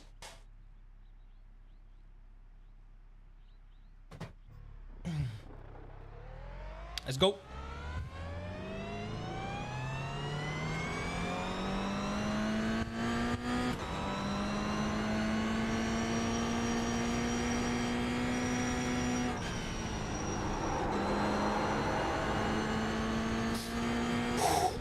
Smooth is fast, smooth is fast, smooth is fast. Come on now. That's nice. But yeah, Corvette. I'm definitely interested in the Corvette. How is this man a tenth quicker in the braking zone alone? What is he doing? How he do that? Thing is, I need to figure out what he's doing differently in turn 1 because that's already costing me so much time.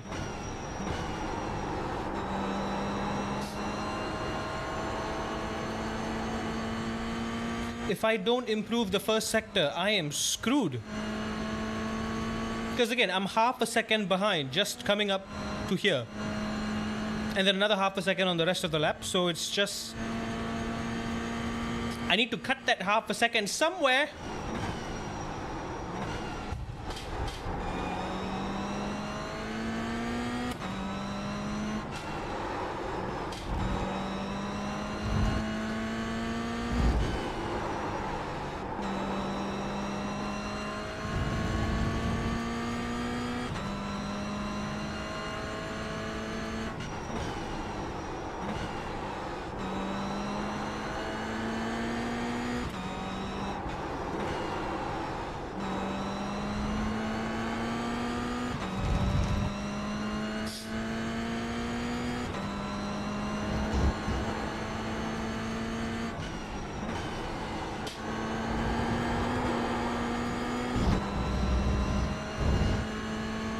Come on. Come on. 47.094. Yeah, how am I losing time, bro? Bro, slow down.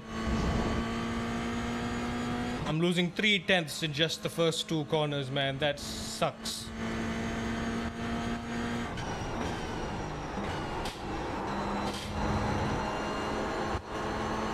Now I've gone too wide. It's like it's just give or take. It either works or it doesn't. It's just give me an second. I'm going to take an quick break. Just want to stretch for a bit. It's been a while. I just need to freshen up my mind. And again, 46.3. I'm doing consistent low 46s, but then when I'm experimenting, I'm kind of messing it up a bit. But 8/10, man. We're 8/10 behind. Shouldn't be that hard, but it is anyway. But I'm gonna try anyway. Give me an second. I shall BRB.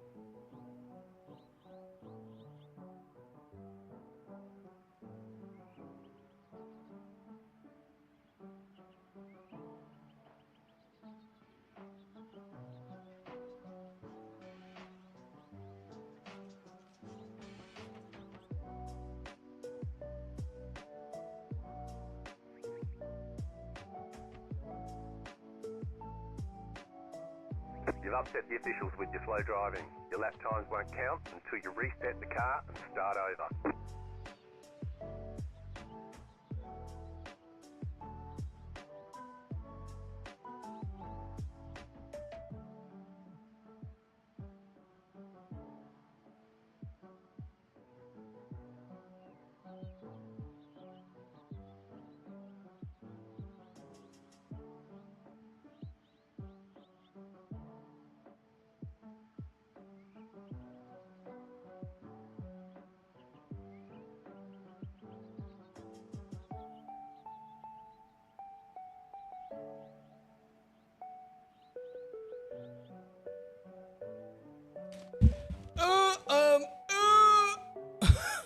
Insert random noise. I am back.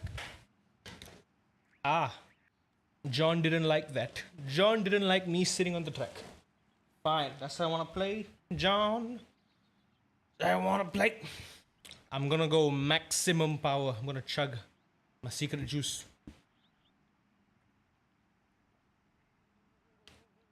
Oh yeah.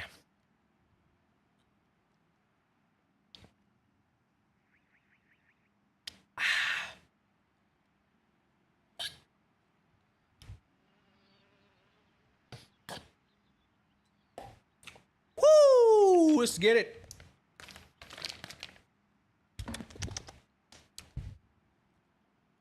All right. We're learning. One thing at a time. Focus on late apexing. I can brake harder. I can brake later. I need to be smooth, super smooth. Don't curb, turn 7, turn 8. Be very, very smooth. Smooth like Buddha. Smooth like a butter on a buttered baby's butt cheek. Smooth. Very smooth. Smooth like a bald man's head. Smooth. Let's go. Smooth. What do you mean I was going to reset the bar? I reset it already. There we go. Thank you. Strange.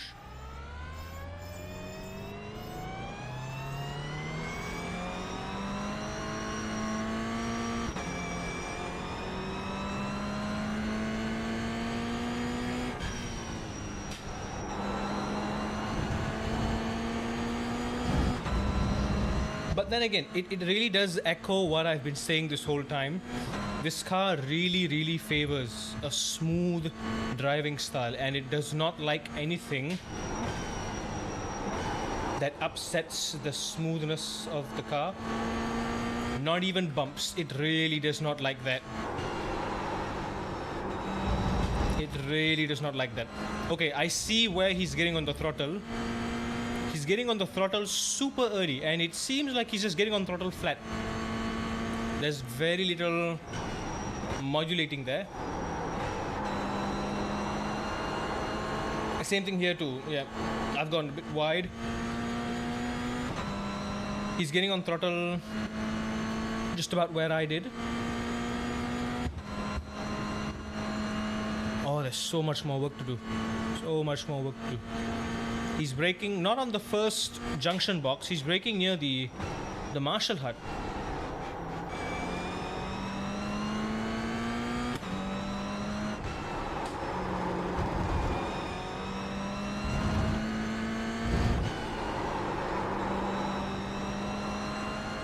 I don't know if he's using the brakes to get like a bit of go-kart style rotation or anything, but it feels like he is. Because there's no way he's getting that much rotation out of nowhere.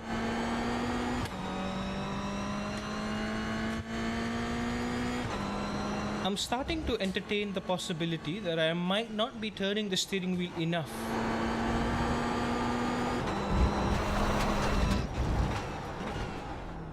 maybe, just maybe, am I not turning the wheel enough? Because I've got the Marvin's app set up, and usually if I turn really hard, I will feel the rumble from the understeer. I do not feel any understeer when I'm driving around this track at all.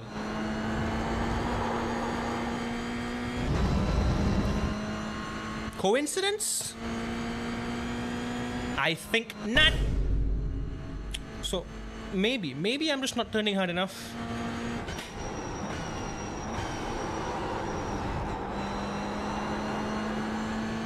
But the tire squealing says otherwise. He's getting on the throttle flat out as soon as you reach the start of the curb, whereas I'm waiting to approach the curb a little bit later. Okay.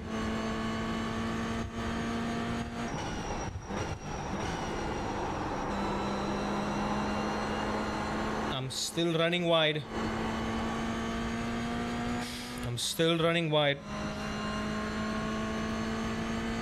Oversteer is best because at least you don't see the tree that kills you, yeah? But we're not trying to get killed here, Sunil. We're trying to go fast. We're trying to go fast as frick.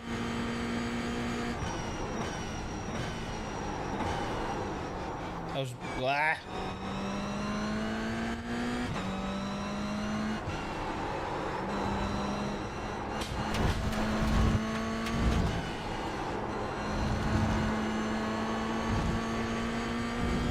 The way he's positioning the car, getting the rotation, and just flawlessly exiting these corners, I think is really what's putting him ahead, man.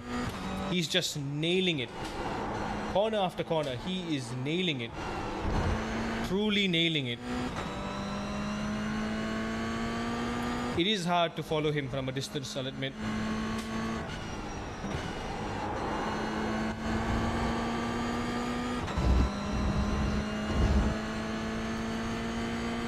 There we go. That final corner exit was a bit better.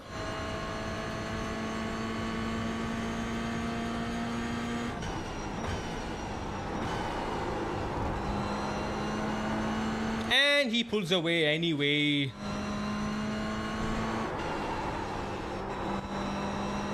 Yep, look at that. 3/10 again. No matter what I do, no matter what I try, he's always 3/10 ahead.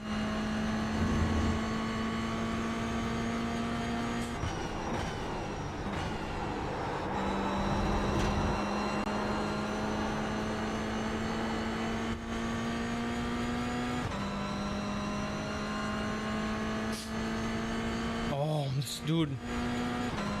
Yeah, again, half a second. Middle of the straight, half a second. This is... We're not improving right now.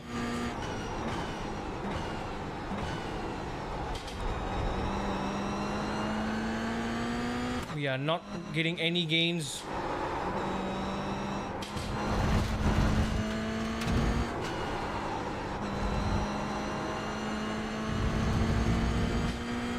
I lost half a second in 3 corners.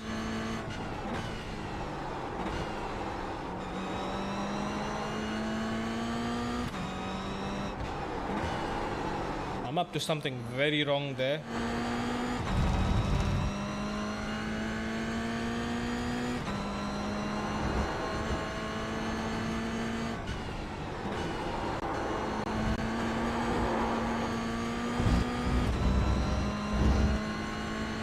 And the thing is, I can only do it in intervals of 3 laps, so I can't just keep pushing lap after lap after lap because the tire temps will be suboptimal. 46.897. He's just flying, man. He's just flying.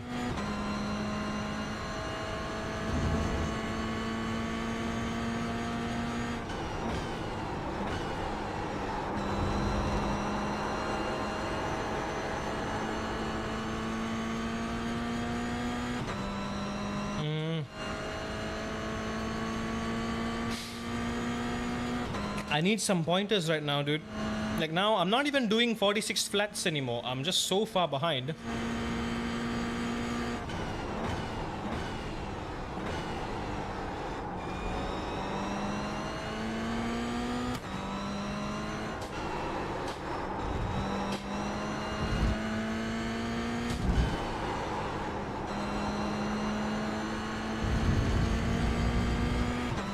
Yeah, half a second. Just from those two corners.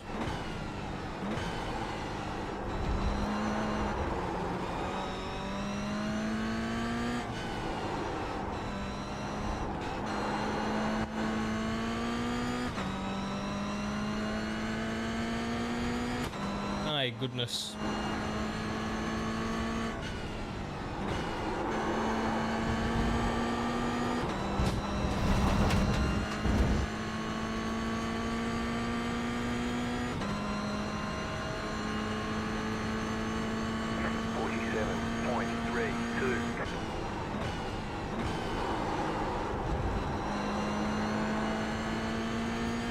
He's accelerating early. He's accelerating early. At every turn, he's accelerating just ever so slightly early.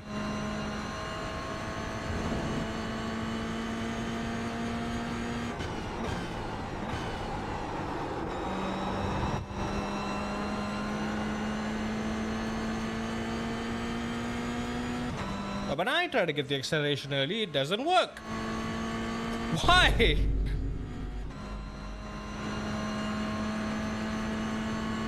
Don't make no sense, man.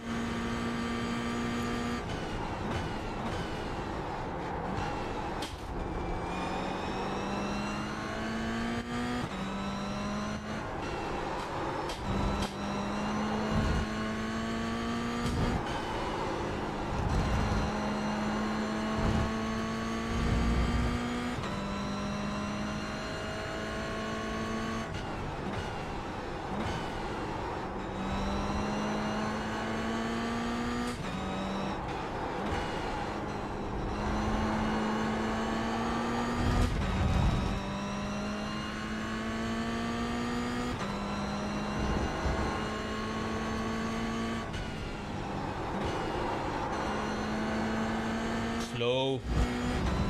2/10 on the final sector. It's just slow everywhere. I'm gonna ditch that lap. That's more than 4 laps beyond the optimal temp. We are not making progress here. What's the problem? What's the problem? I'm me. It's me. I'm the problem. It's me. Like Taylor Swift said.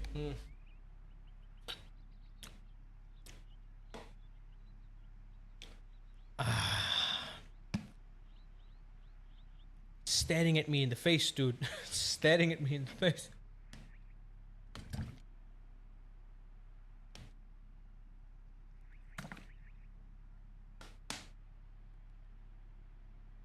Oh, there's no time. There's no time to mess around. There's no time to be average. Come on. Come on.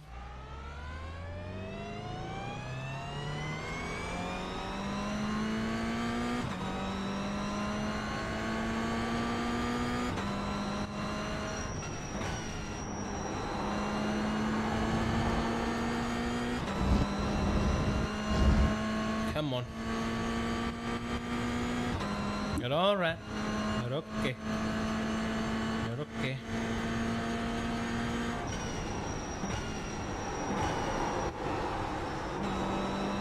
Is he braking on the white line? He late apexes here, then he goes wide all the way there. He takes a different line. He takes a drastically different line. I'm just trying to round off the line.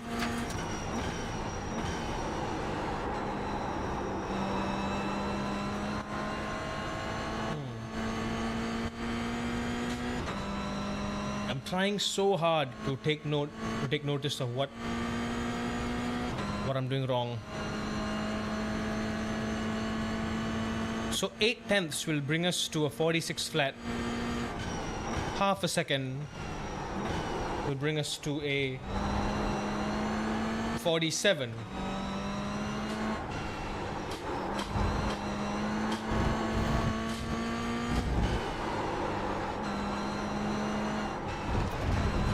Okay, we can't scrub the tires like that.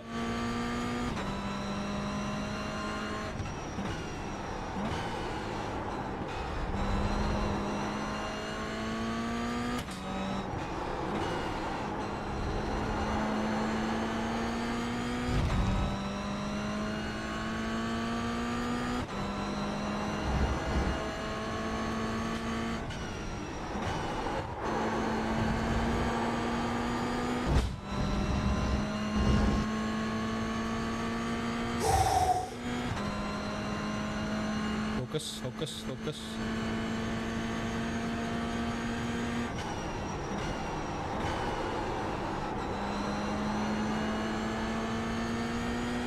Again, always, every single time. 1/10. 1/10 there, 1/10 here, 3/10 by the time I reach the hairpin. Every time.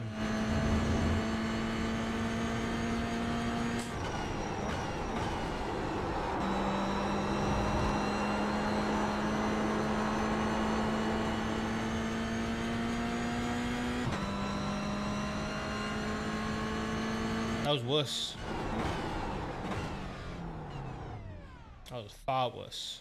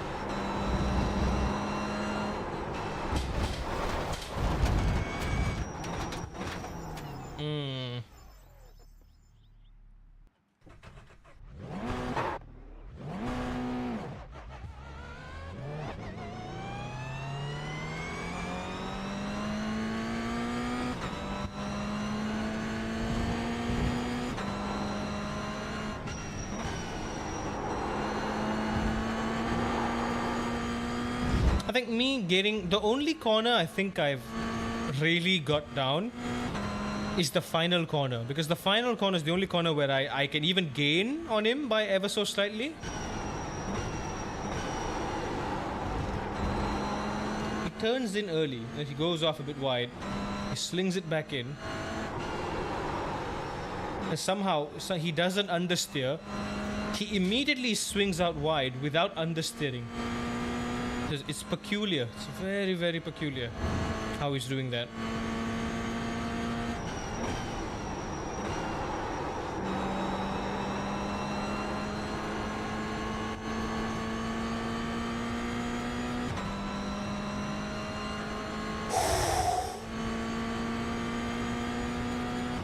Figure out what I'm doing wrong.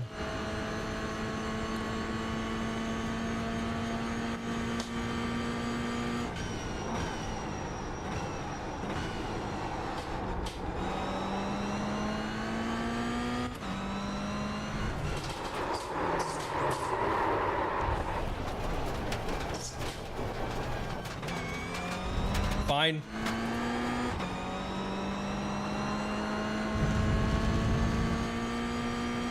Just the outlap.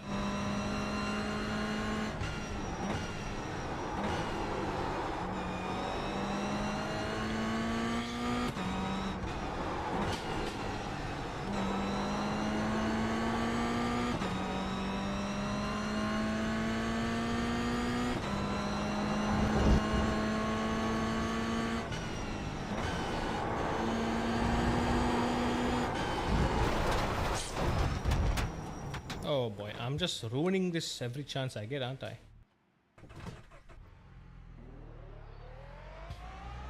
I'm progressing backwards now.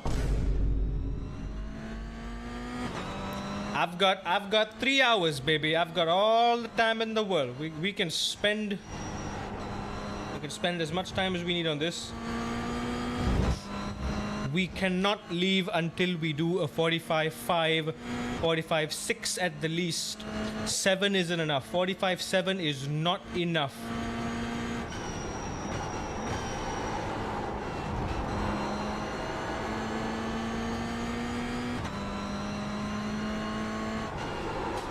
How is he turning in? How is he turning in like that? How is he turning in and then going out immediately?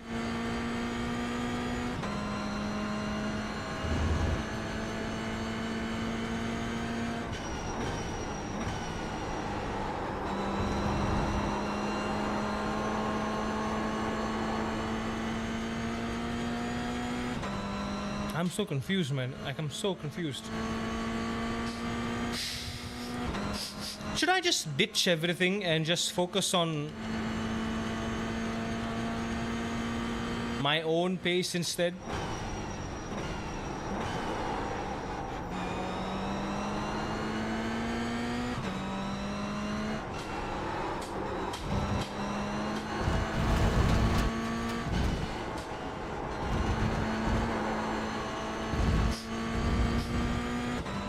Instead of focusing on touch, let me just focus on my own pace for a bit.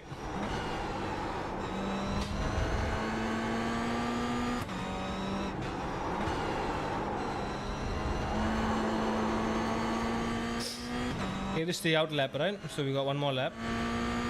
Let's see if anything I've learned makes any sense right now.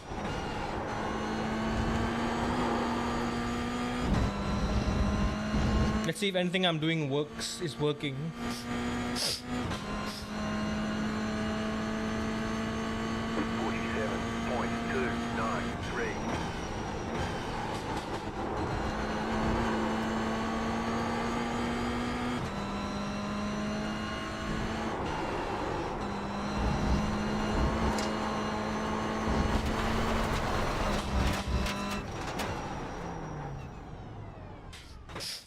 So I'm apexing early, I know, but how do you get the rotation by just lifting? I'm just understeering.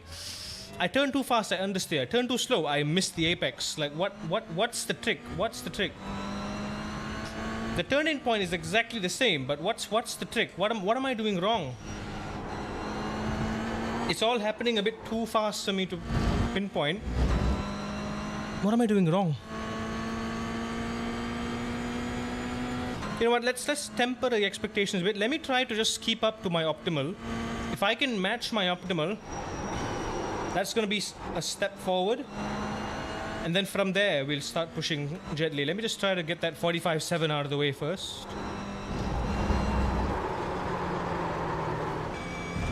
Huh.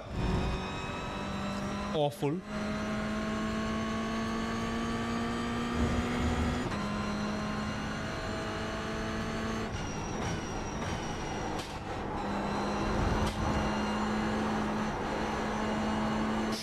Is there a chance he's getting down to first gear there? Maybe it's a gearing issue. Maybe. Is it a gearing issue? I don't know. I don't know.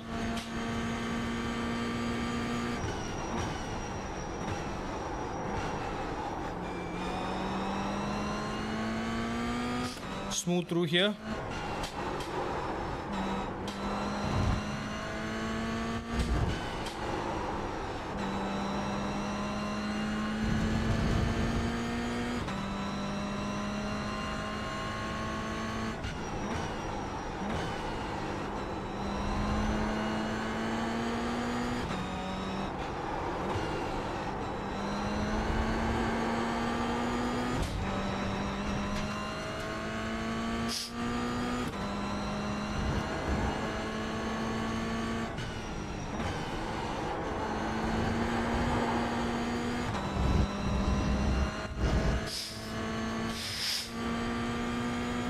Come on. 48.785.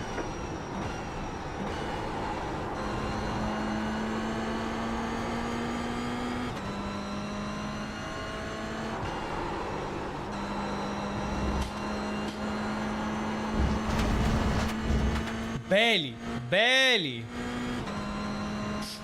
I lifted, but understeer. I'm getting understeer through there if I just lift.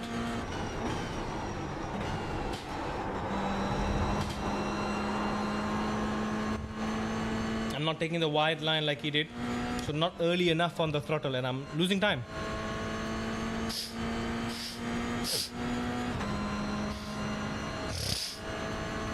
Okay, I have one more lap after this on optimal temps. Let's just keep trying.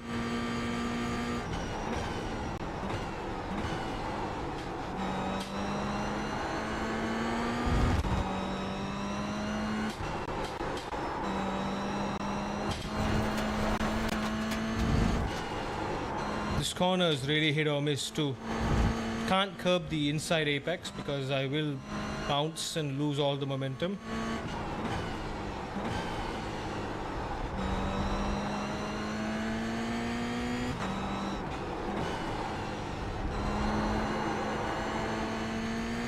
Can't scrub the rear tires, can't understeer. I'm driving on the limit, I'm driving beyond the limit, and I'm still somehow not even carrying the appropriate minimum speed through the corners, which is, and I can't get on the throttle as early as I should be. It's all tiny moments, just getting on the throttle ever so slightly earlier.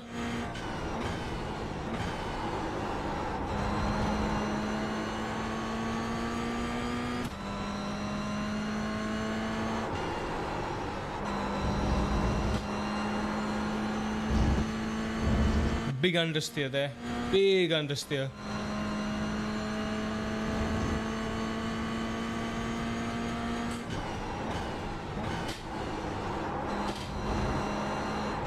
Yeah, no.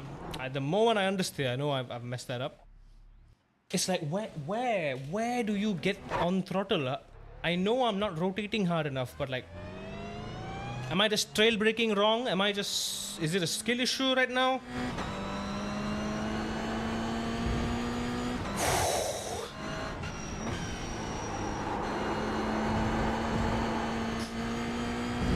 Okay, let me look at it from a different perspective. Let me just try to go a tenth or two faster than my optimal. That's a 46, that's a 45.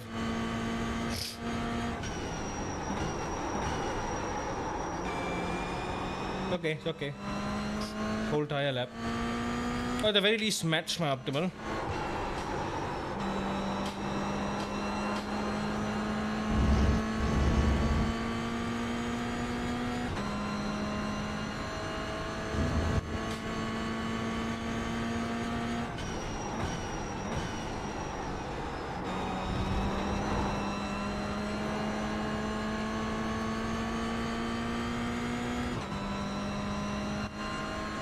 Come on, carry the speed now.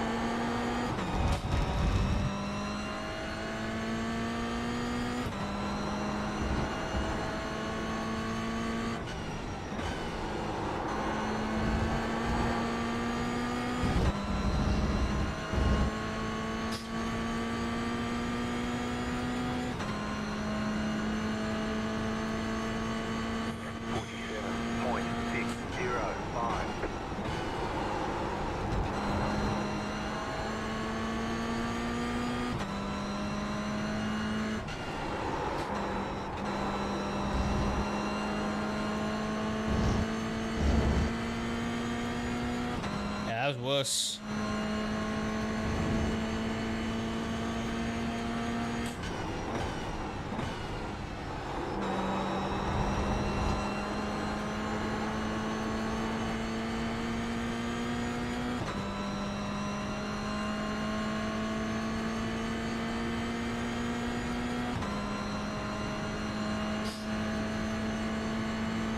Let me try turning in a bit later for the hairpin.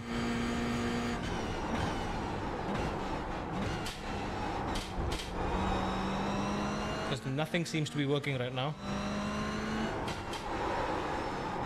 I'm understeering there. Taj is just getting the rotation. I'm not. I'm understeering there so much.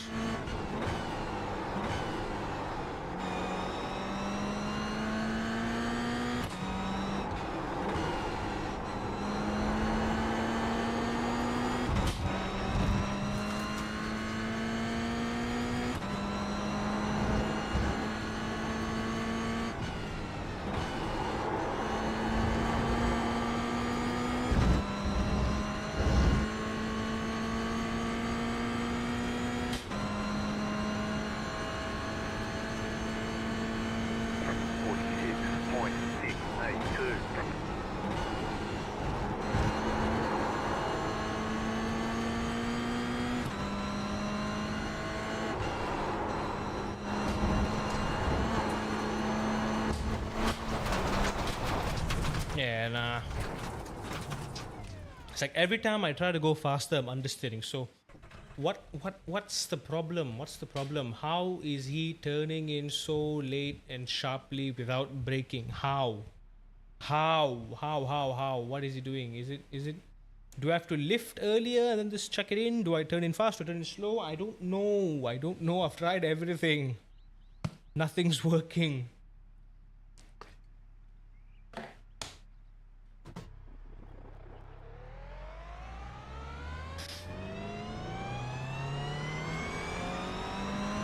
Nothing's working, man. Nothing's working.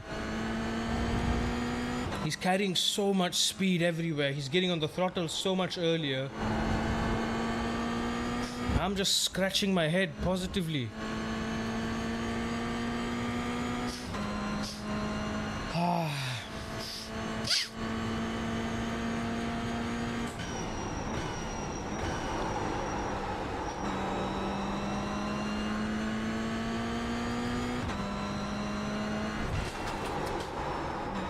He apexes it here and then he immediately goes wide.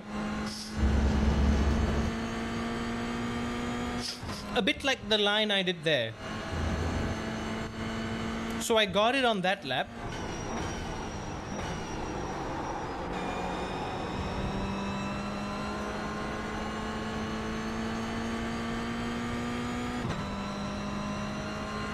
Yeah, that late turn in trick is not working. The late turning in is not helping right now.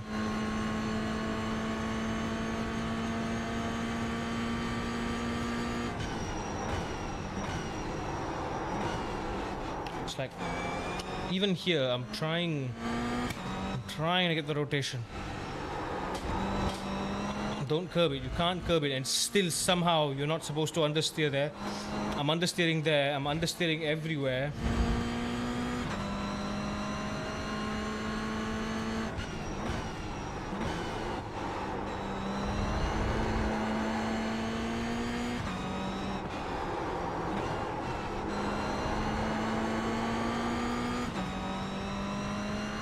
Maybe I just need to take Danny's advice a bit more seriously. Turn before lifting. Perhaps there is some truth to that I'm not properly implementing that. I still find myself lifting after turning. 47.72.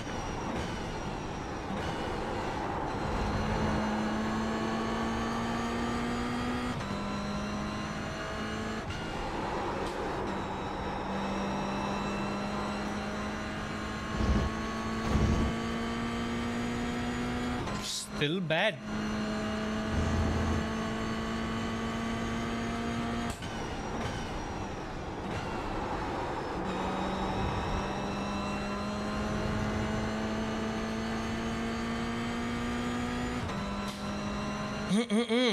Still sucks big time.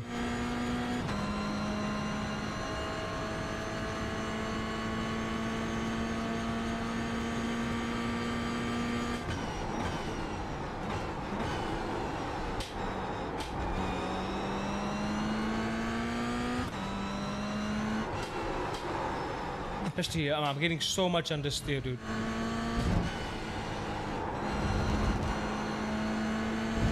I'm getting so much understeer. I'm understeering there so badly. Smooth, it's not smooth enough. I'm trying to be smooth, but it's not smooth enough. Like, I gotta be smoother, but I also gotta turn in harder and brake in later and get on the throttle earlier. It's like everything that I'm doing, I have to just a little bit more extreme, but somehow I gotta do it smoothly. It just doesn't make any sense.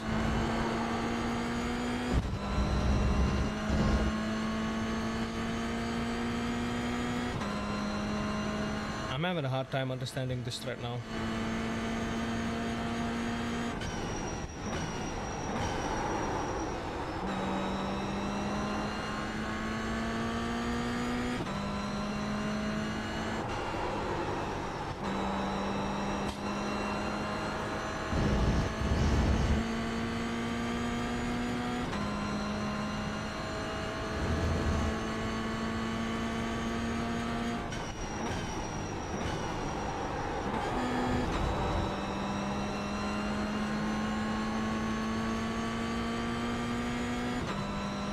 Now hang on. The line that I did there for that optimal was actually pretty close to what Taj Jaiman was doing as well. Same goes for turn 1, turn 2.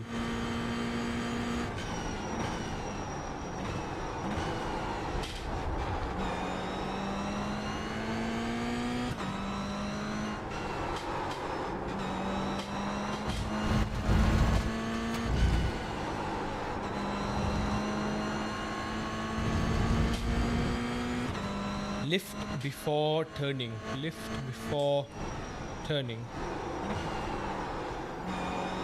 Lift before turning.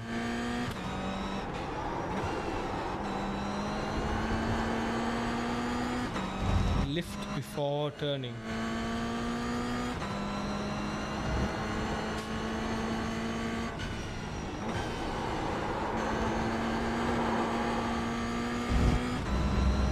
That was a bad exit, but never mind.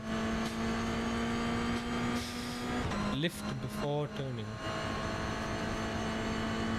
47.236.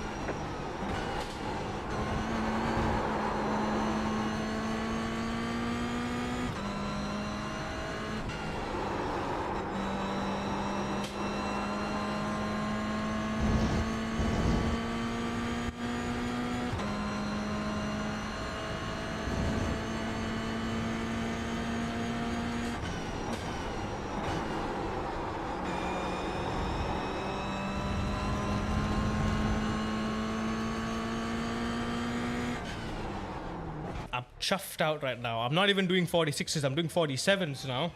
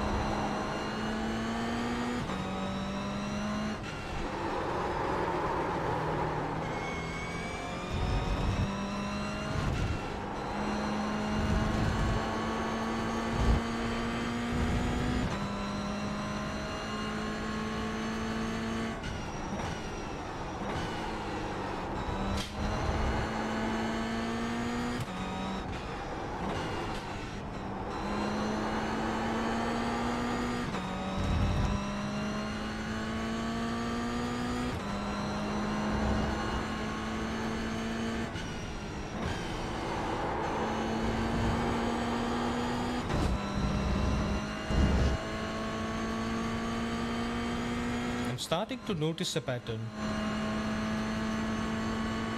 47.275.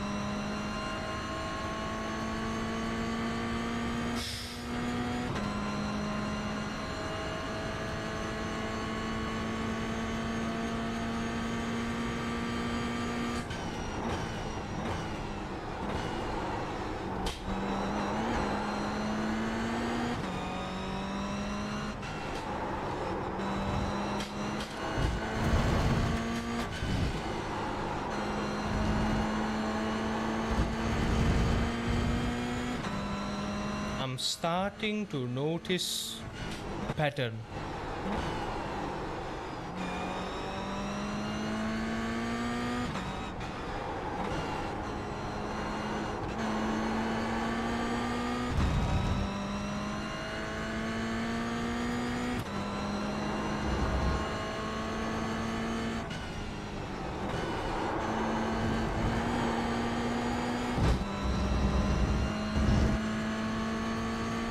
Okay, I got one more lap.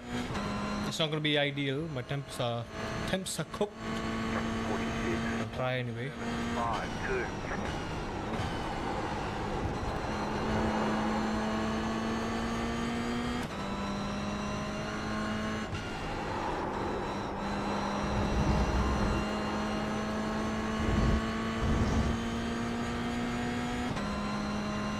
Hi, Eric.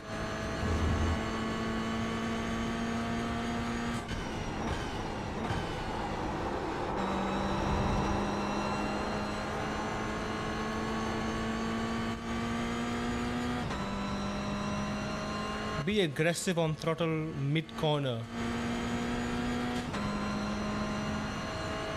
I should get on the throttle a bit quicker, you say? I'm getting the same idea too.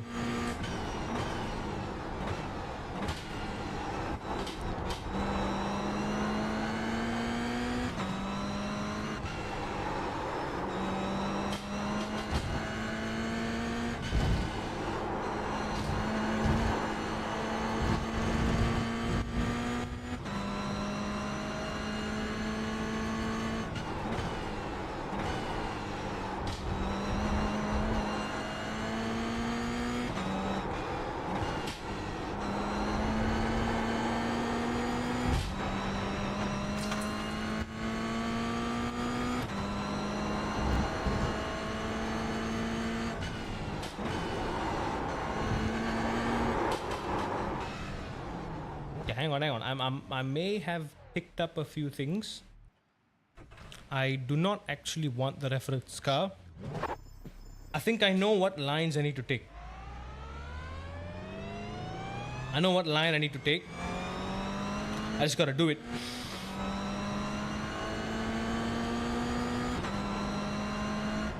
I've got the idea. I've got the approach down.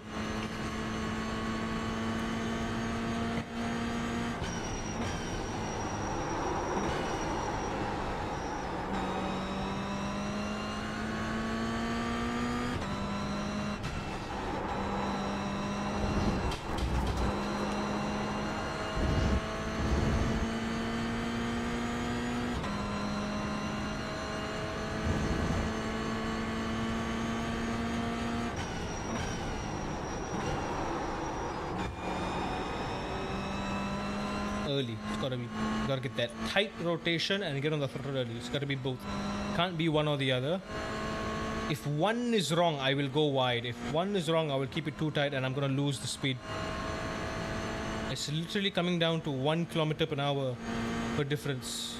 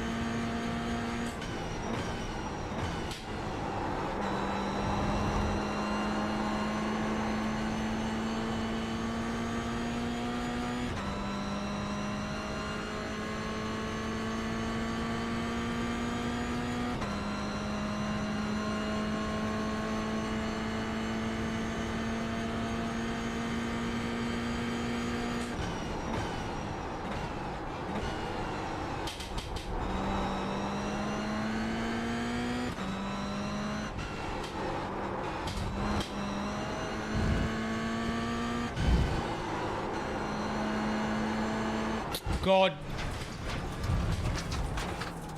That was an okay lap. That was an okay lap.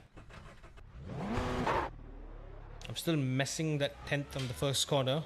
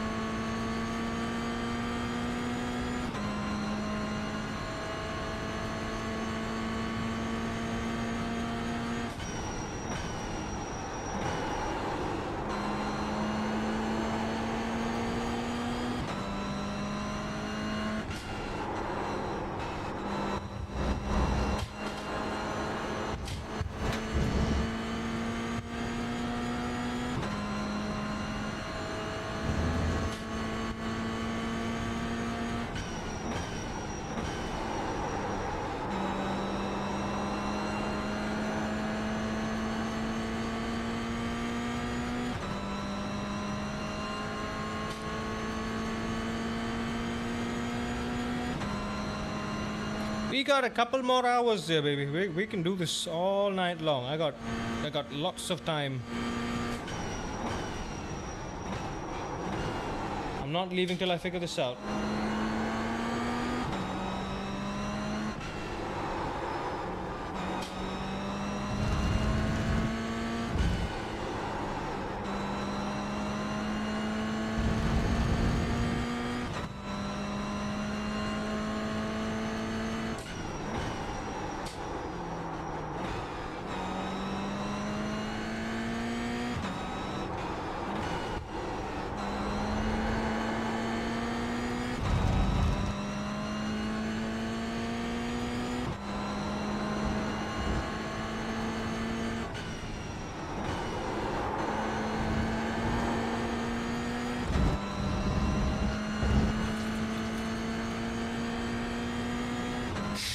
I am doing everything I can right now, guys. I'm doing everything I can. 0.011.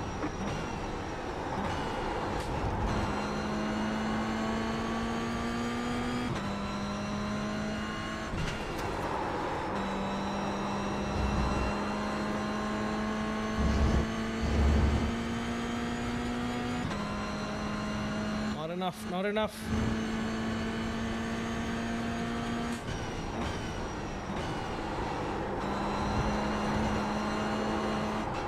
Nah.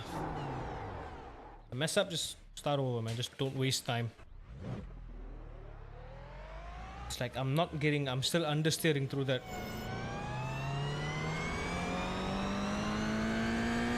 Like, do I need to just lift off the brakes quicker then? That's the case.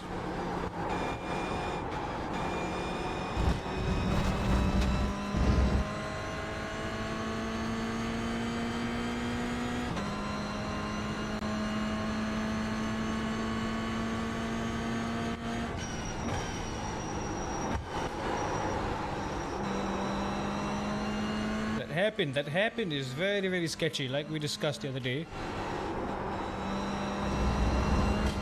It is a corner that is meant to catch you off guard.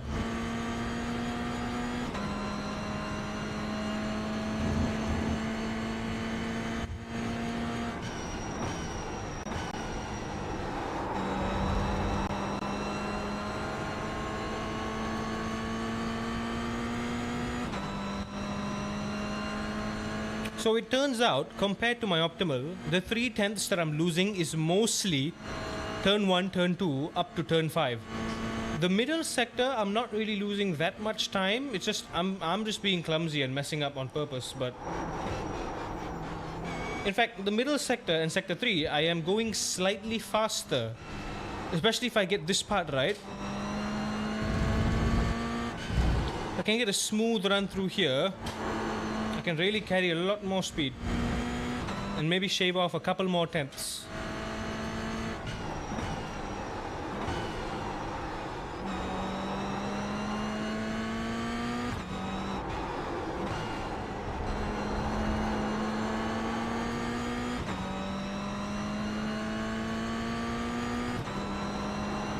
got a clean lap here.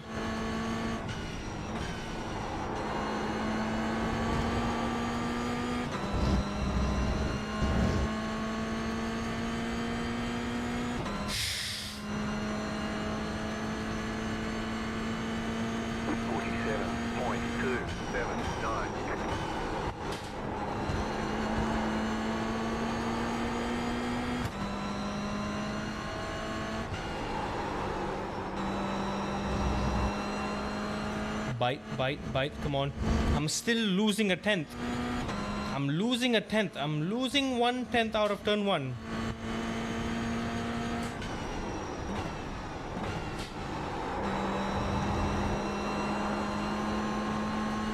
I'm holding the brakes for too long. I just know it. I'm holding the brakes for too long. I can feel that understeer there.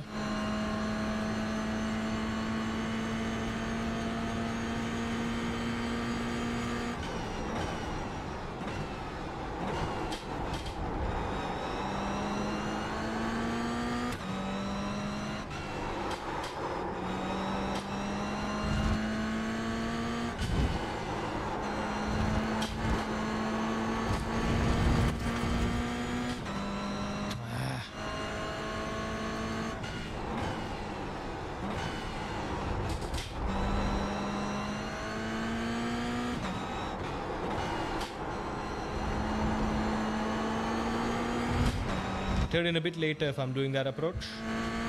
Trying something new here. One more lap.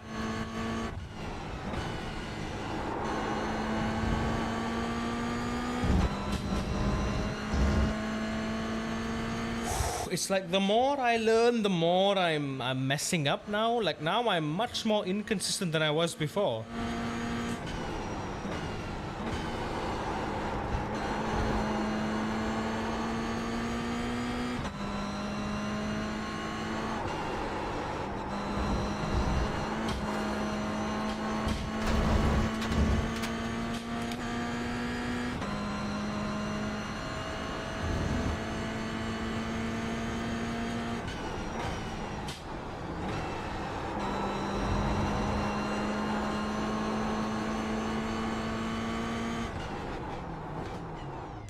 If I'm 3/10 behind my optimal, just coming after the hairpin, I'm doing something very wrong. Like you turn in you brake before the white line. What am I doing wrong in turn 1? Am I just holding the brakes for too long? Am I not getting on throttle soon enough? What's the deal? And then turn 2. The light braking approach that I did before seems to work better than just lifting. When I lift, I'm just losing 1/10 right there. I'm just losing a tenth. I don't know how that rotation is possible. If I turn, they're turning in right there, but when you lift and turn, it's just you're not getting the apex, and then I'm confused. Oh, I'm so confused.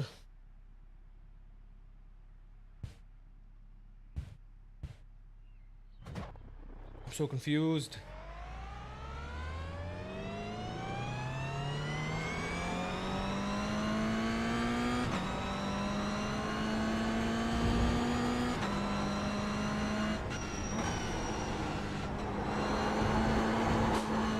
Wait.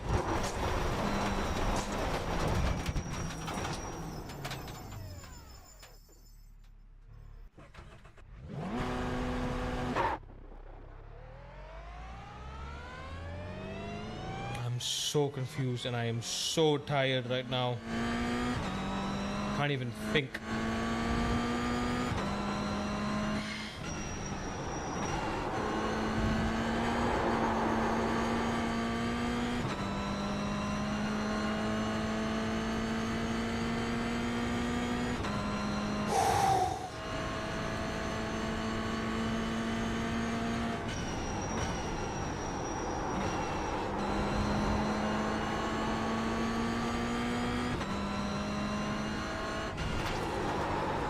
Yeah, if I just lift, it's not working. If I lift, I'm understeering. I'm just gonna brake. I'm just gonna do that 1% braking that I did before. That worked. that was what I did to get my optimal. I'm just gonna keep doing what I did before.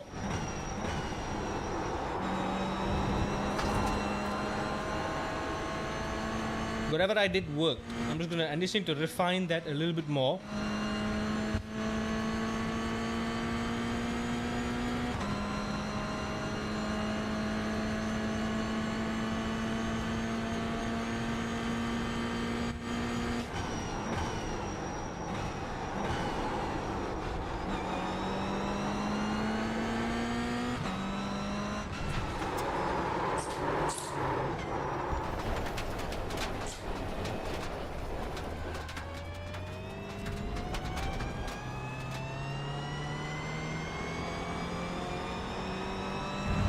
Pushing to the point where I'm making pointless mistakes now for no reason.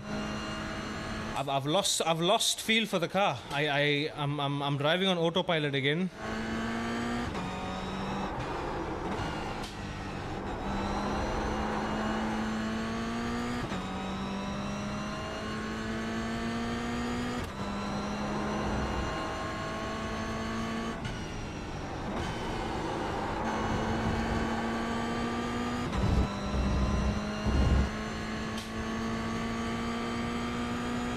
Concentrate now.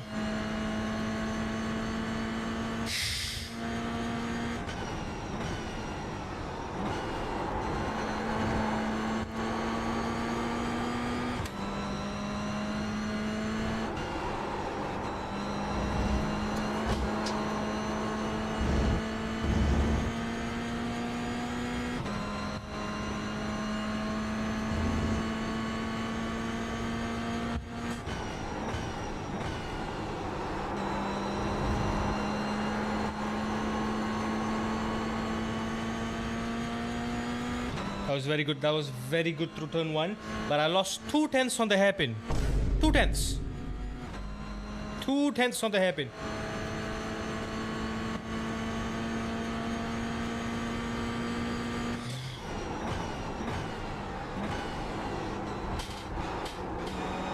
Too early.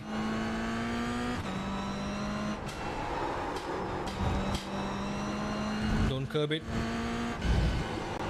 Too late. Too late on the throttle. Got one more lap.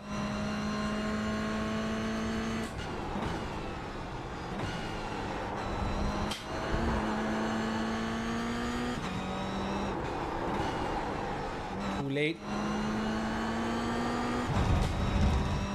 Up till the hairpin, I was doing pretty good.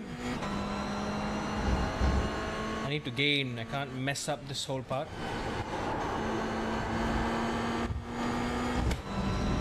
Gaining time here, not losing time.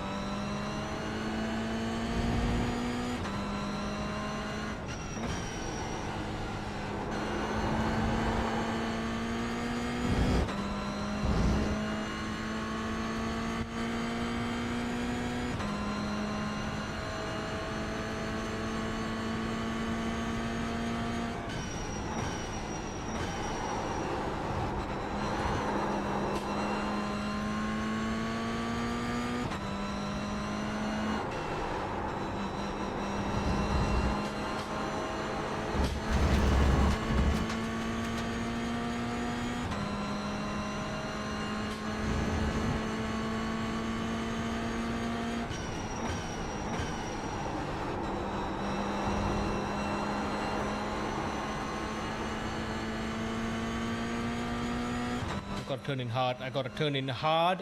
Get on the throttle nice and early there. Punch it, like absolutely punch it. Now, because I'm so focused on just the first sector, I'm messing up the back sector too. I'm getting more and more inconsistent in sector 2, sector 3 now. So if I ever nail sector 1, sector 2, there's a good chance I'm also going to mess up.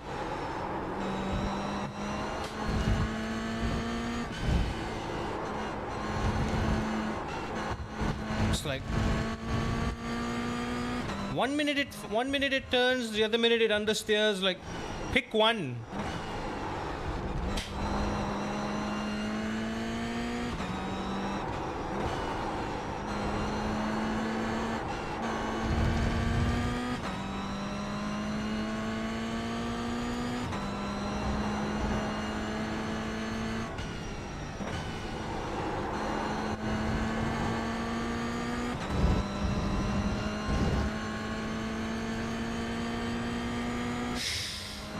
Come on. 47.834.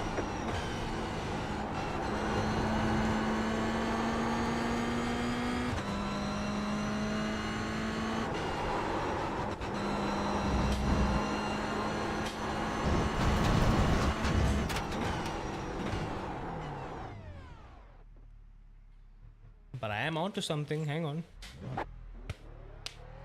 I'm maybe I'm not. I don't know, dude. Brain cells at 65%. Not good.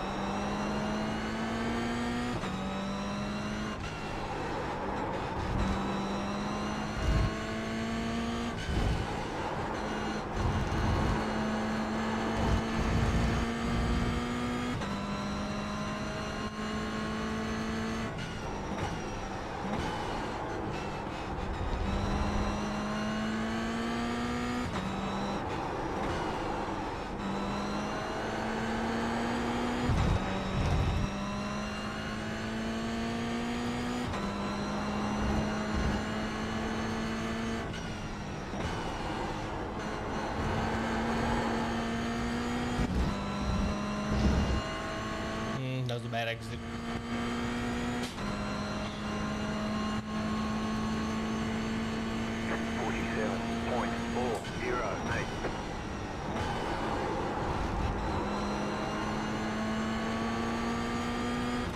Yeah, nah.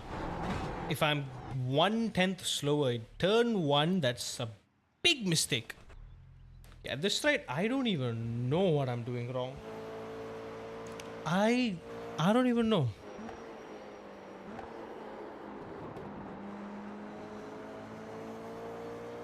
We're still P20 for now. Still P20 for now. Oh, hang on, someone got into the top 10. Who is it?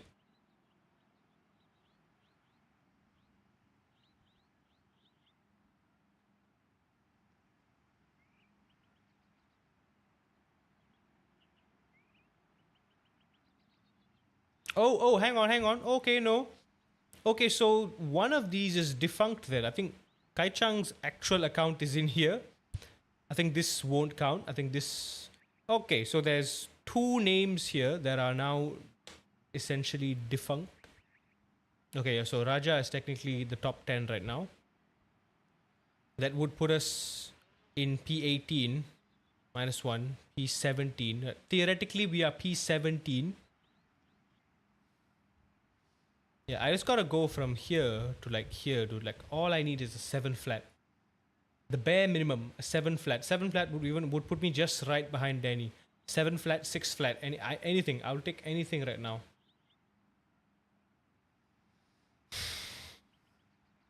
If anything is going to change, I think the ones who are already in the front, they are the ones who are going to be pushing a little bit more. Man, I need a break, dude. I need a real proper break. We've been pushing for what, 2 hours now? No improvement at all. No improvement at all. Not even in the slightest. We're not even getting close. We're doing worse. We're doing worse. Should I just revert everything and just do what I did last time? Just go back to braking early. Go back to braking smooth. Because that driving style was what got me to the 45.7 optimal.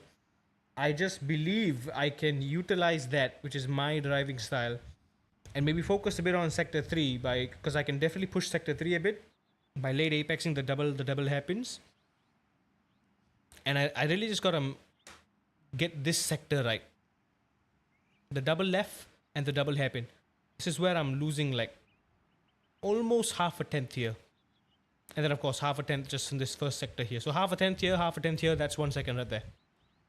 This bloody hairpin, this goddamn hairpin, and turn freaking 1. So simple yet so mischievously complicating. It's like what is wrong with turn 1?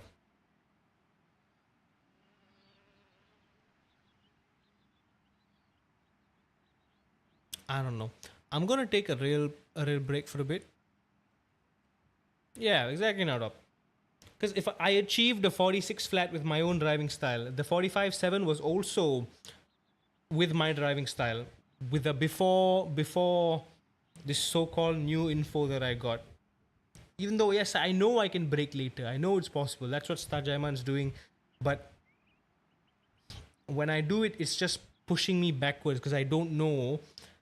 I don't know what the car's doing. It's kind of going over the limit and it's not rotating the way I want it to. Something's off. There's still a gap in my understanding. The car is just not rotating. I can't get the car to rotate. Even if I brake early, I can't get the car to rotate. It's so tricky. Late braking isn't my style. Yeah, it really isn't. I do prefer the slow in, fast out. It's just the rule in it.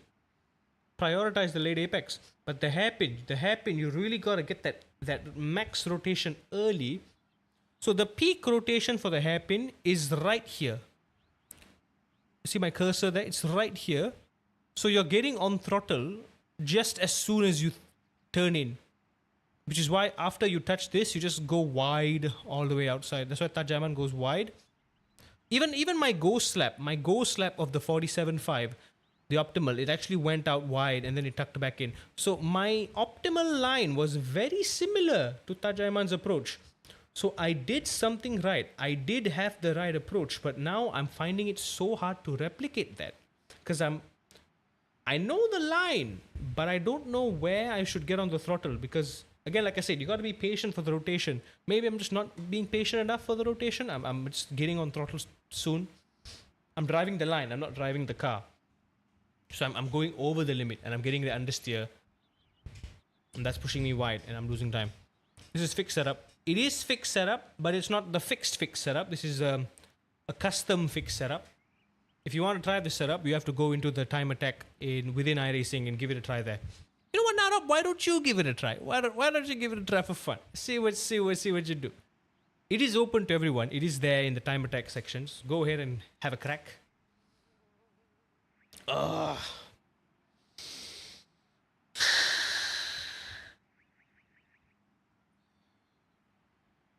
Anyway, give me about like 10 minutes. Let me just like take a quick break. I need to just take a mental break real quick. So I will be right back very, very shortly. And don't worry, we still have a good couple of hours. Yeah. We still got a good 2 hours that I can push. And then I have all day tomorrow all day. I'm going to be pushing all day, and then at night we're going to jump back in and continue as well. But I just want an improvement today, man. I just want to improve. Even if it's just a tenth, I'll take it. Even if it's a 45.9, I'll take it. The goal is a 45.7 to reach the optimal. Yes, 45.7, 45.5, but I'll take any improvement today. It's just, it sucks that we're just kind of plateaued so hard, and everything I do is just, this ain't the time to experiment. This is the time to just kind of perfect what I already know, because it's working. What I already know is working. It's getting me there. It's just fine tuning my line a little bit more, pushing the car's limits a little bit more, being a little bit smoother through the double left after the hairpin, turn 7, turn 8 here, a little bit smoother here, figuring out what the hell I'm doing wrong in turn 1, turn 2, and nailing the exit out of the hairpin, because I'm messing this up big time. So I just need to really, really get that right, because I'm really messing it up. I can't afford that. I cannot afford that. So yeah, give me a quick break. I'll be right back. Toodaloo. Go get a beverage, get and drink or snack, whatever that floats your boat. Now's the time. You don't have iRacing anymore? Ah, that's unfortunate. Let's wait till Black Friday. When Black Friday drops this year, I'm literally gonna, if I manage to save enough, that is, I'm gonna just get like a 2-year sub for like half the price. And I'm also gonna get Coach Dave as well. The Coach Dave tool along with the Coach Dave setup. Because usually on Black Friday there's like a half price offer. So I've already decided that I'm gonna go with Coach Dave, because it'll be helpful for like endurance events. You can get like proper setups from there, and also for LMU and ACC as well. Coach Dave has support for that, and GT7, which is nice. But it's gonna be a while. We're not gonna really use the T7, but you know, it's there if we need it. Yeah, Coach Dave is an overall more compelling package that I found. So yeah, that's what I'm going with, but not with the current price. Can't afford it. I'll just wait till Black Friday and get it then for a bit cheaper. So yeah, now for LMU. You have LMU. LMU works. At least you can enjoy that. I wish I can just play LMU instead of this. Like, as much as the game is just a heap of garbage, still, I would rather just play that than just trying to push this for no damn reason. Nope. Get negativity. Yeet. Get out of here. I've come too far to quit now. Yeah, give me a while. I will go take a break. I'll be back.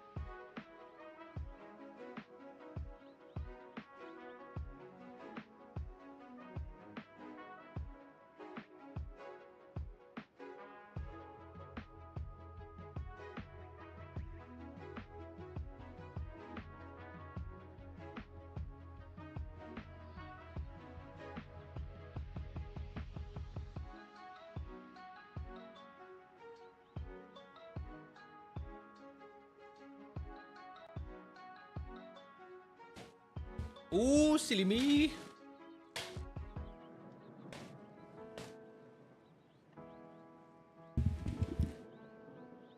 Did we just get raided?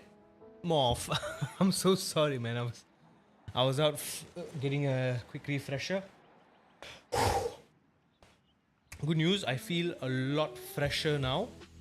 I think I'm only gonna push for like another 1 hour, because I would rather get some good sleep and wake up first thing in the morning and just get back at this again. But I just want to spend a bit more time now that I'm starting to get it a little bit. I'm awake now. Morph, thank you so much for the raid, buddy. I know you're not here, but thank you so much. Really appreciate it, man. Hope you had a good stream. So raiders, welcome in, welcome in. Terribly sorry I was gone for a bit there. I just had to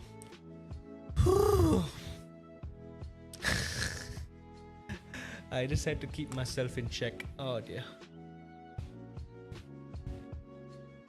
Because we've been literally pushing for the past 3 hours to no avail. Literally this whole week we've made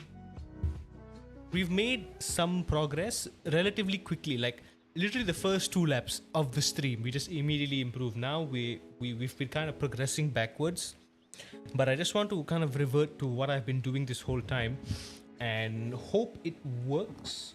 So we're gonna go and do that now, because there is potential. Once we are hunting down for those extra tenths here and there, then I'll start analyzing what we can do wrong. What we're doing wrong and how we can improve. But for now, I'm just gonna revert. I'm just gonna try to push only sector 3 and just this mid sector here. I'm only gonna try to push this mid sector here. This hairpin, double left, and then this double hairpin. So I'm gonna push. Everything else, I'm gonna keep it as it is and see what I can do. We ready? Let's go.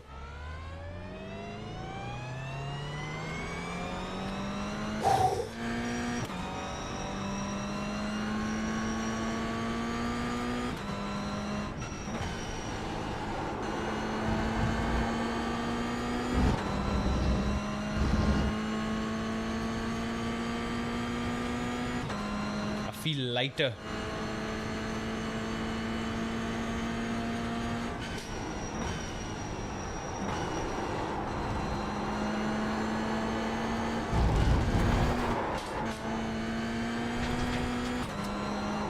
Cold tires lap.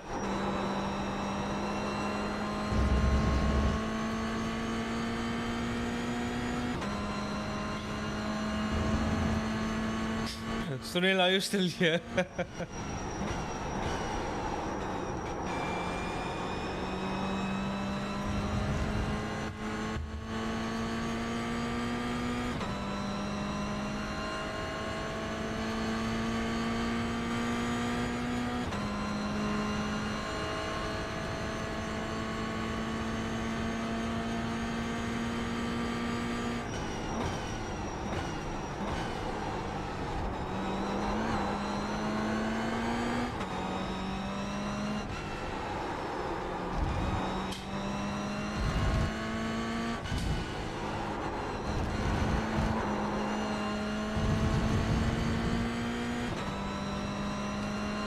A bit of Porsche Cup.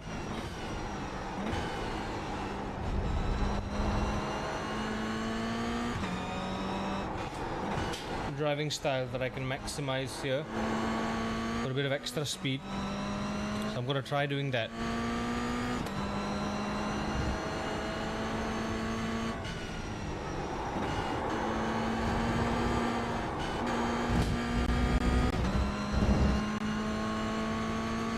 That's a bad start, but it's okay. 48.105.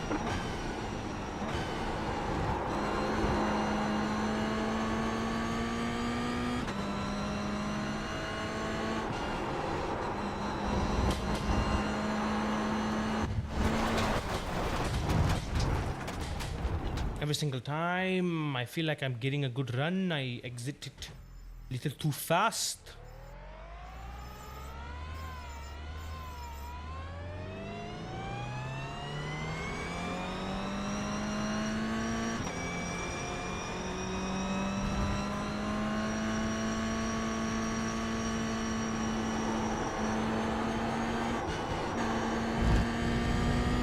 gotta get that hot lap exit down perfectly.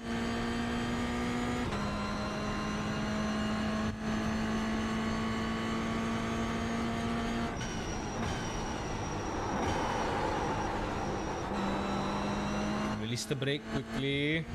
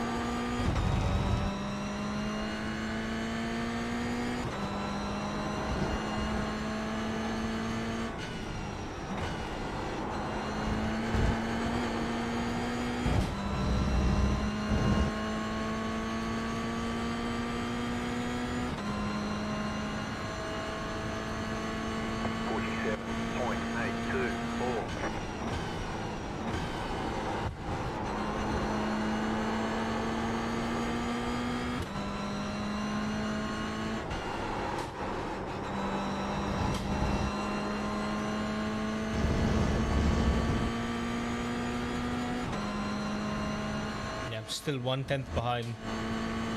Unacceptable.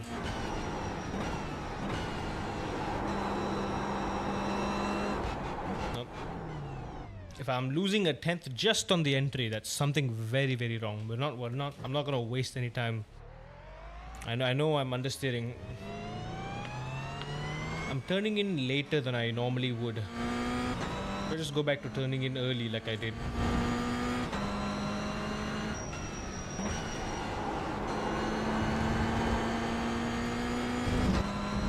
Trying so hard to just keep that speed up, but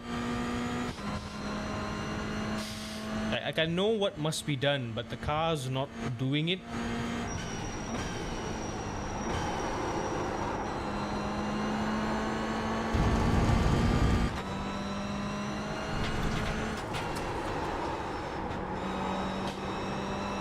Then when I push it, it's understeering.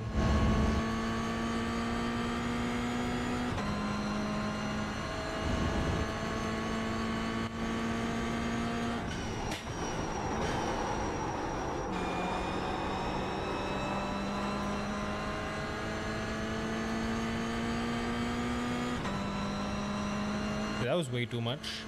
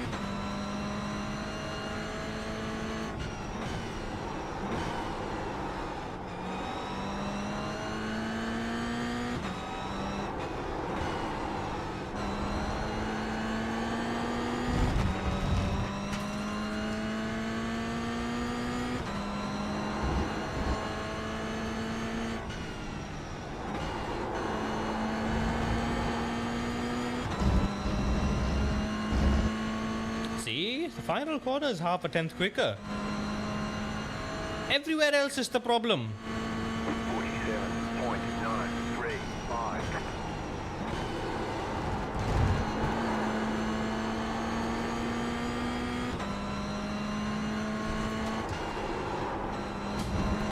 Was that off track? Yeah, that was off track. Screw that.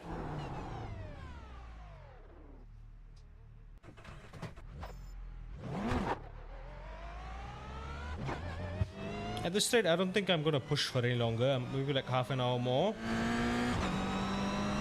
Because if I feel like I'm plateauing, I need to stop. We have literally not done any improvement today. There's nothing really to learn. I've not been working on the previous, from what I've been doing previously. It's just getting worse right now, and this is not good.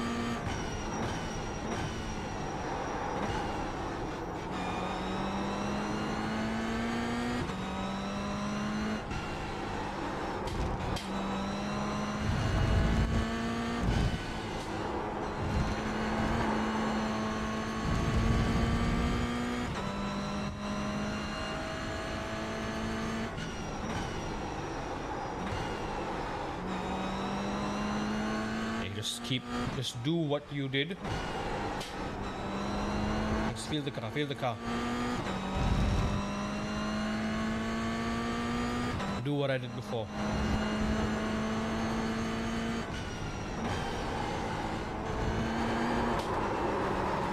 And I messed that up. Of course I did, of course I did.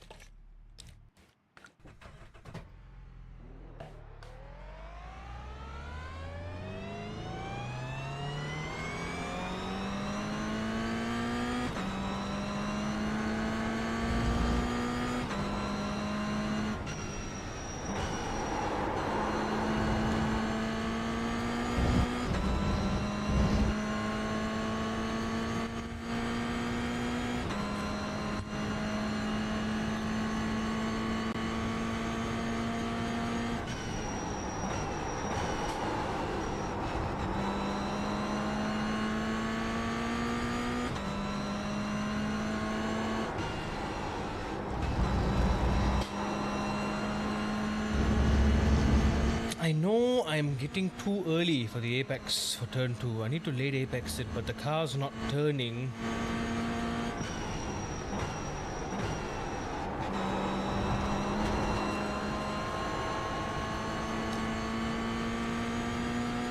The tight line approach works for me, but I'm losing speed down the straight. I'm losing a tenth down the straight almost.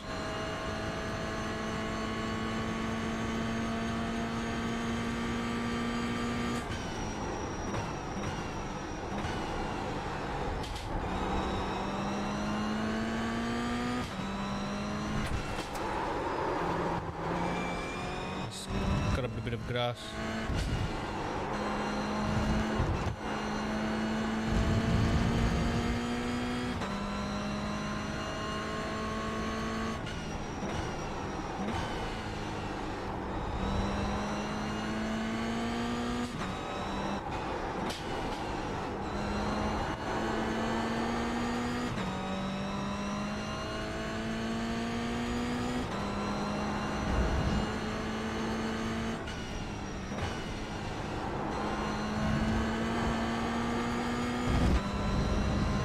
Lap start, come on. 2 laps. 47.206.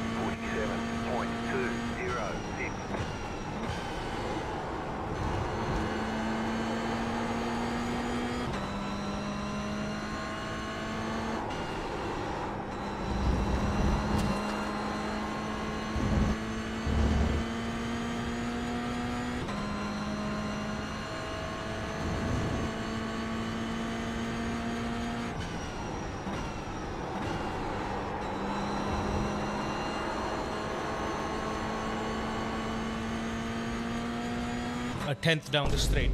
Bloody hell, a 10th down the straight. We were doing good. Optimal's going down. That was a very good first sector. That was the best first sector I've done in a while.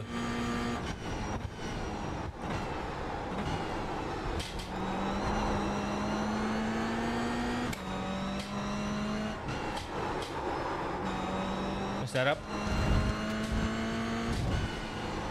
A bit too late with the turn in. Half a second gone there.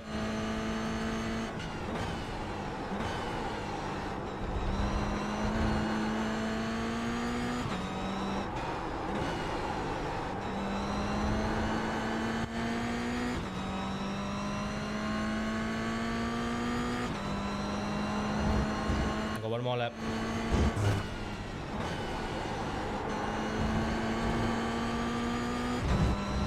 Try not to cut the inside curb too much. Gonna bog down the momentum. 46.49.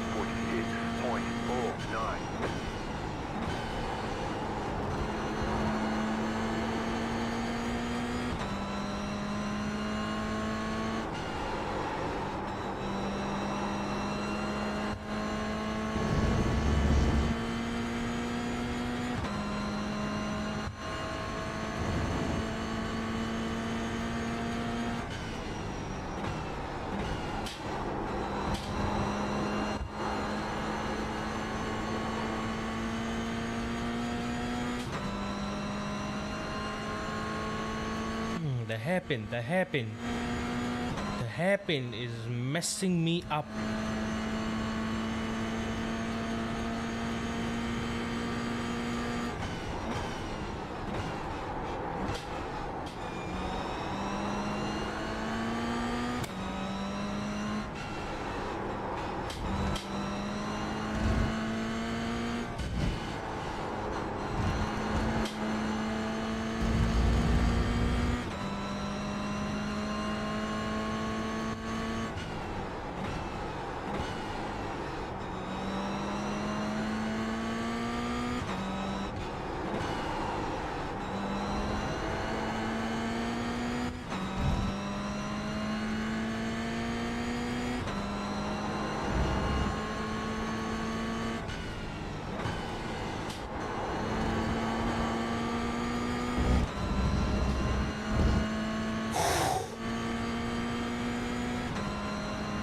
Hairpin. It's all coming down on the hairpin.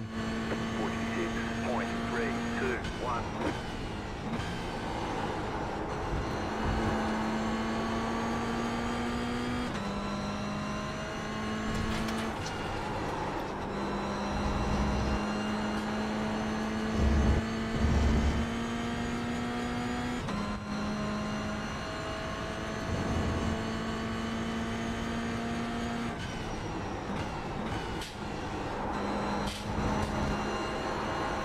Ah, goddamn ridiculous thing. Why? The bloody hairpin.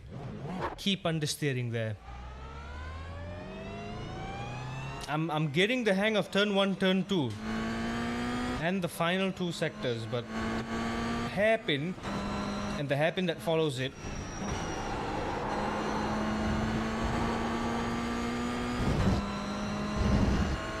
As a matter of fact, I think if I just get the damn hairpin right, the hairpin is where I'm losing 3/10.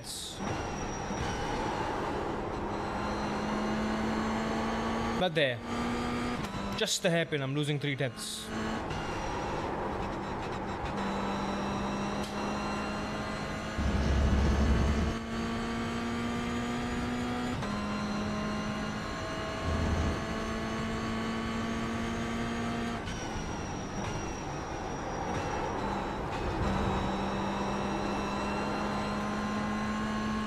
I'm just not getting that rotation. I'm not getting that line. Like approaching the mid corner, whenever I just skirt wide and try to take the so-called wide line, I just lose all the time. 3/10, boom, just gone.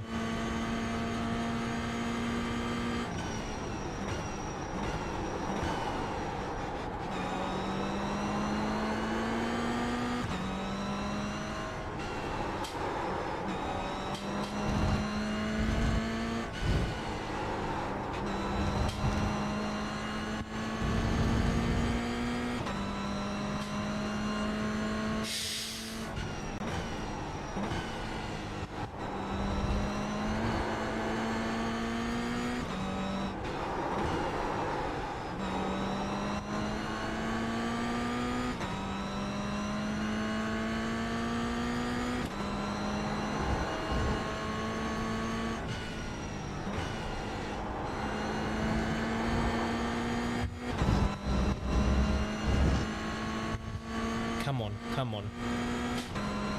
So close. So damn close. 47.406.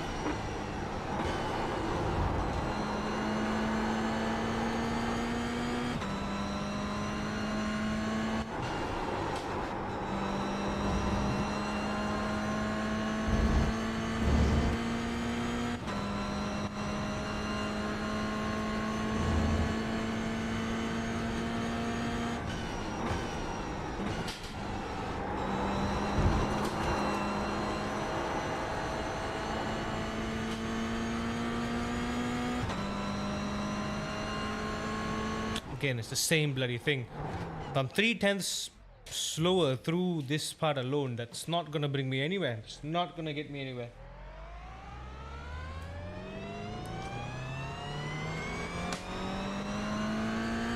There needs to be zero deficit throughout the lap if I'm already 3/10 behind.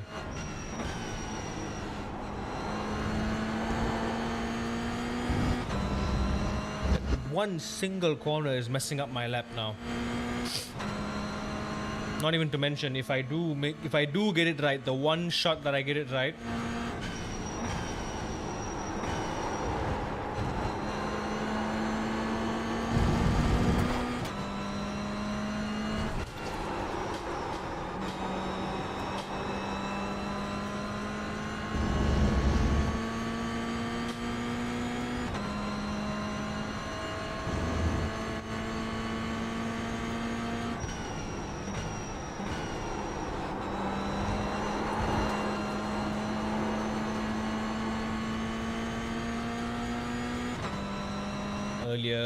earlier, not early enough.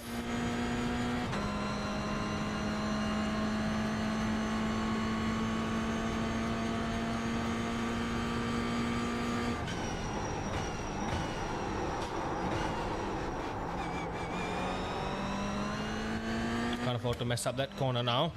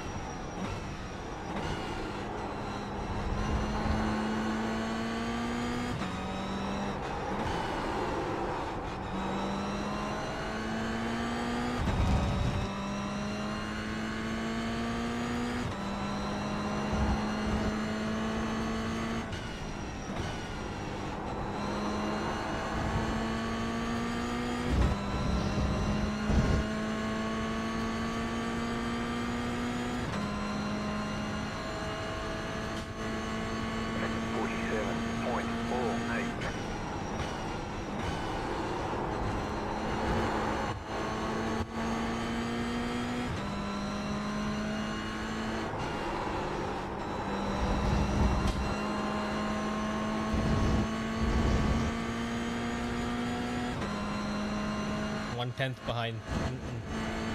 Unless I nail this hairpin.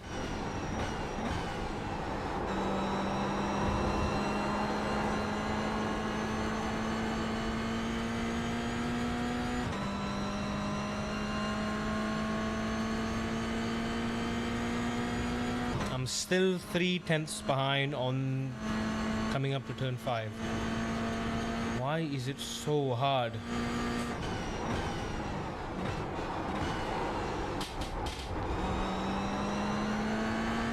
Another 10th there.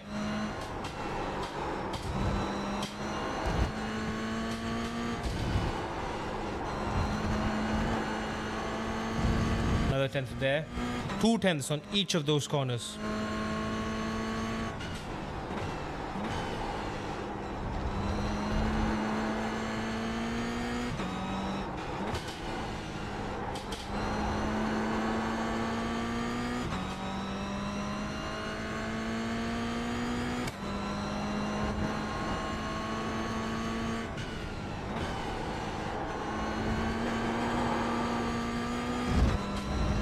This is so messed up. I'm still messing up the final sector too. Like, it's not just there. I'm just making small errors here and there. 0.364.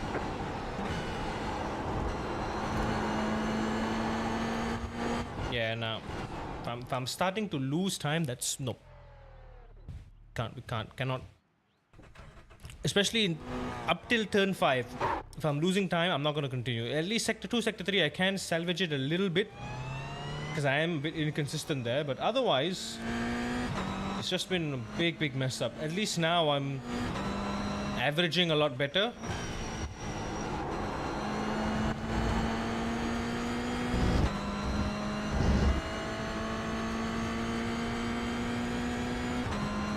Come on now. Come on.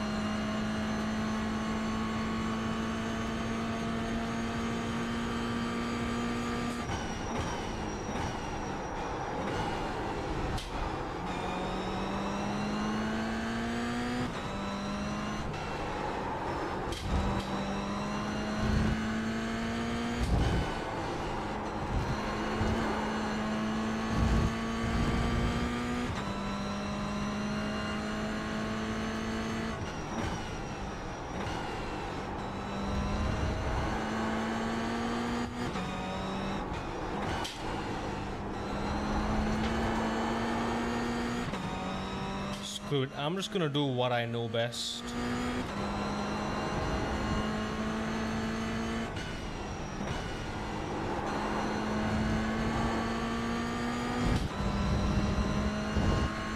Drive on the line that I feel is best. 47.143.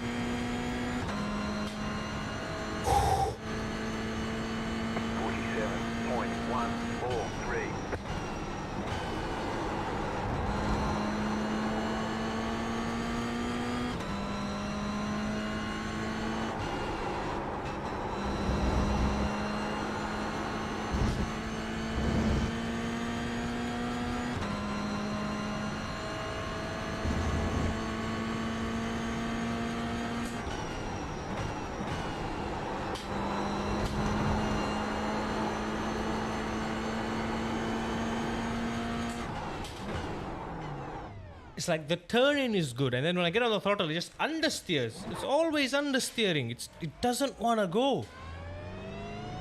It doesn't want to go.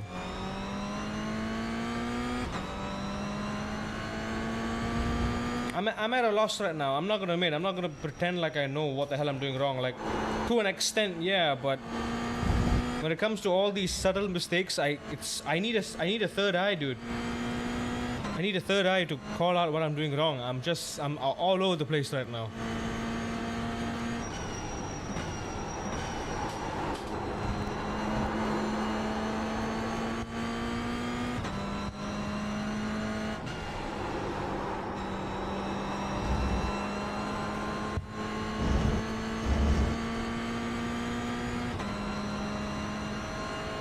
All I know is I'm slow. Every single corner is bad. But as long as it's better than before, that's all I need.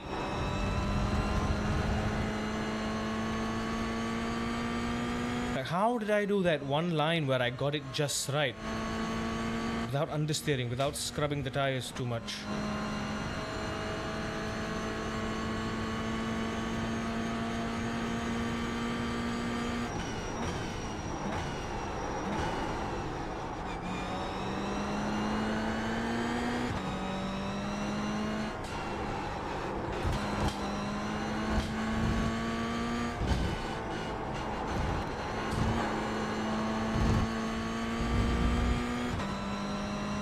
Lost a 10th.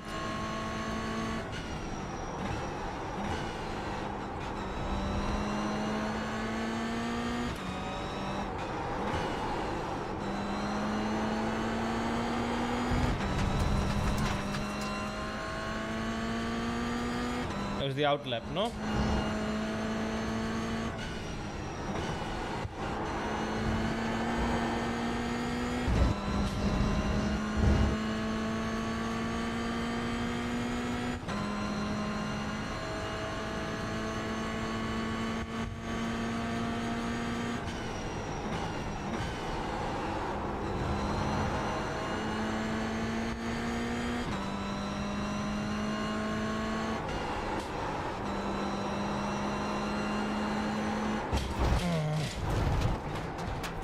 Went wide a little bit and I know I was going to mess that up. Nope. I think this is going to be my last attempt. If I don't get it now, I'm just going to save it for tomorrow. Which is worrying because if we're still at a 46 flat, if tomorrow we barely are able to do a 45.7, it's still not going to be enough for the top 10. It's got to be a 7 flat or a 6 flat. We need to go at least a 10th or 2 quicker than my optimal, and now I'm struggling to even do the optimal.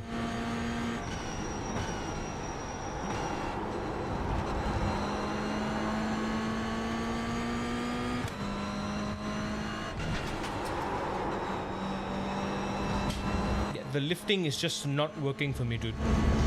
The lifting start, I don't know how y'all are just lifting and going. It's not working for me.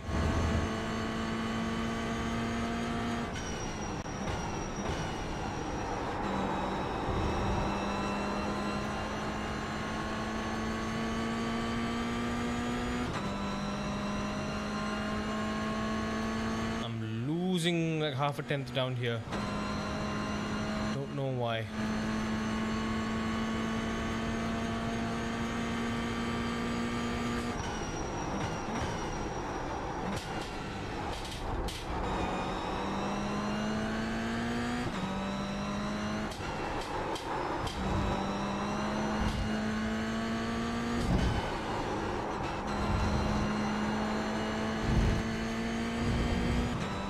Sloppy.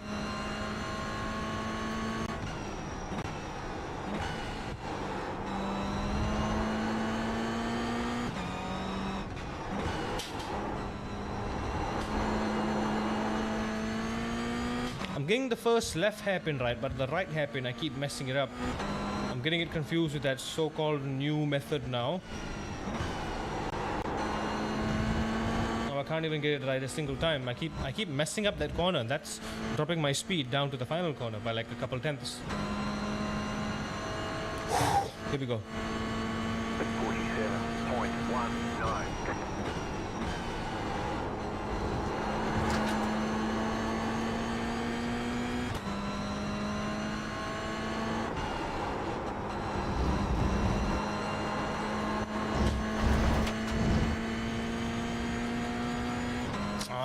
Go back down. Come on, hairpin. Come on, come on, come on, come on, come on.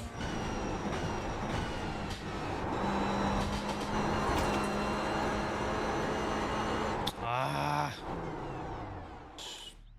Dumb hairpin, man. Like, what's the deal? What's the hairpin's deal?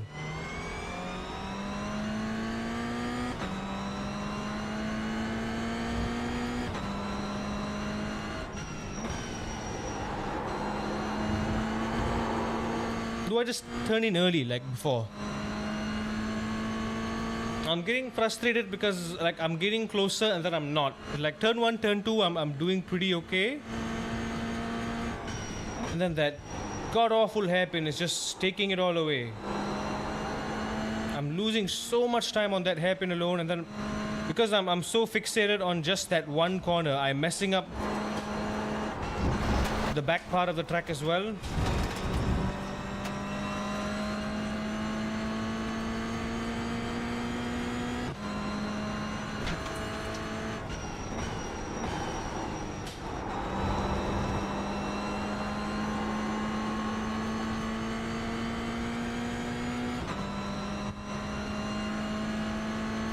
I definitely need to sleep, man. I'm gonna get a full 8 hours of sleep.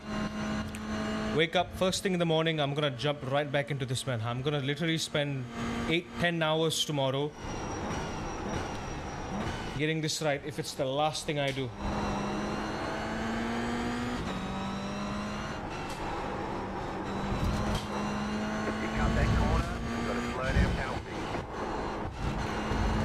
can't afford to not get this right now. Not after everything I've done. I've sacrificed so much for this.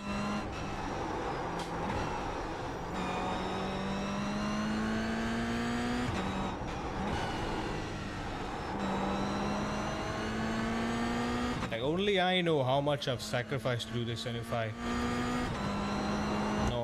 No, I cannot and will not accept a failure.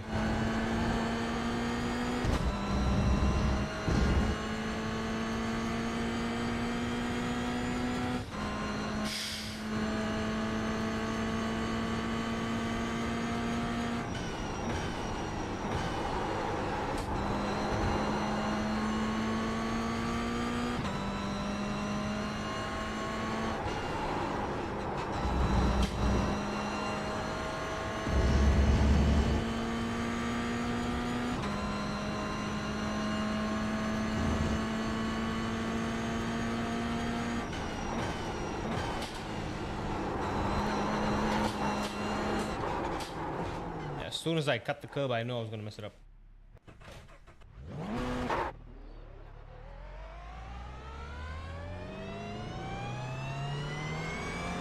I've got time for one more.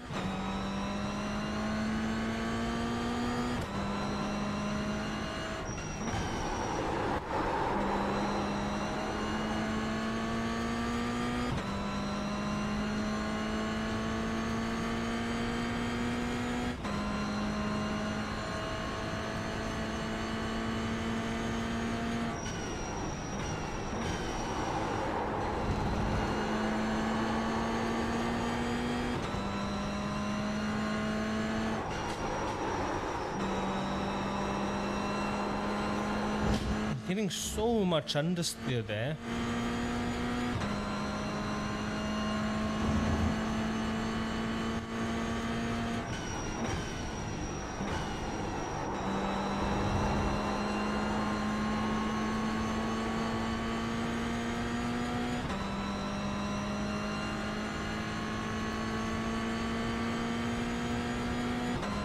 Oh, now you wanna go properly around the damn hairpin.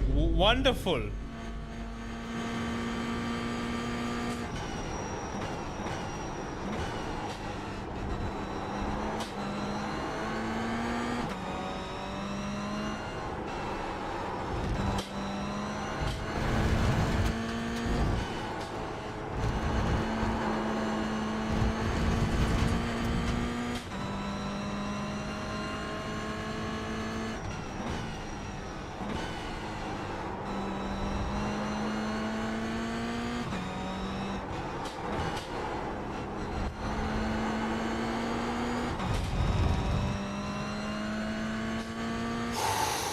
Come on, boy. You didn't come this far for nothing.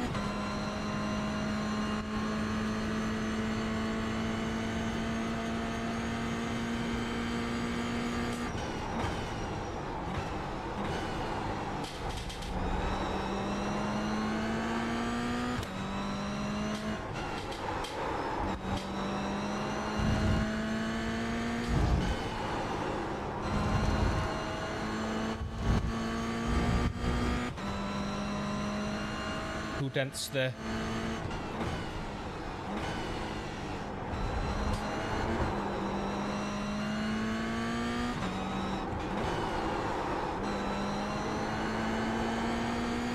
I lost 2/10 on the double left, the double right.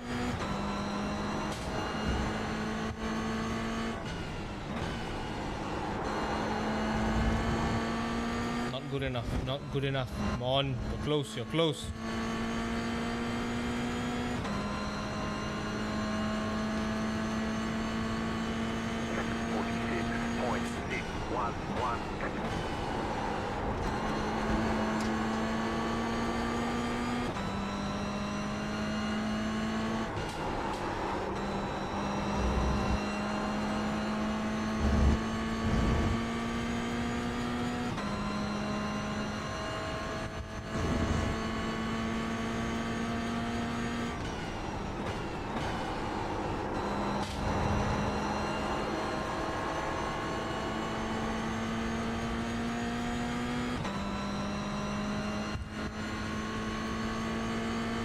Am I late braking?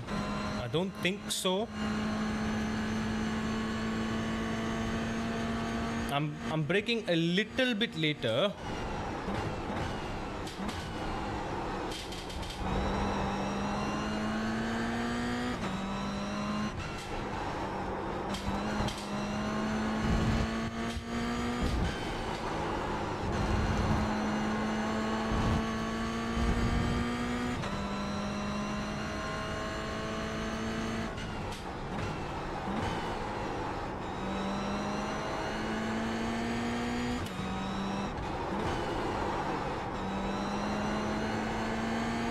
Gosh, 2/10 on that penultimate corner.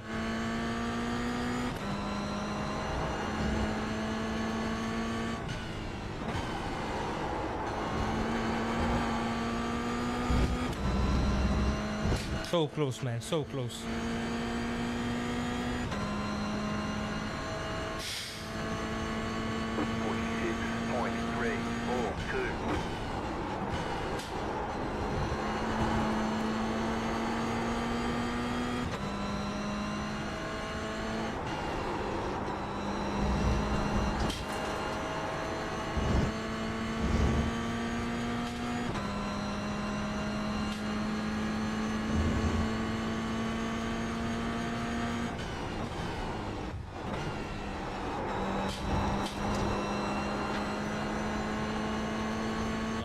No, why are you losing speed on the damn hairpin every single time? I'm losing 2/10 just like that. What do you want? What do you want from me, car? What do you want from me?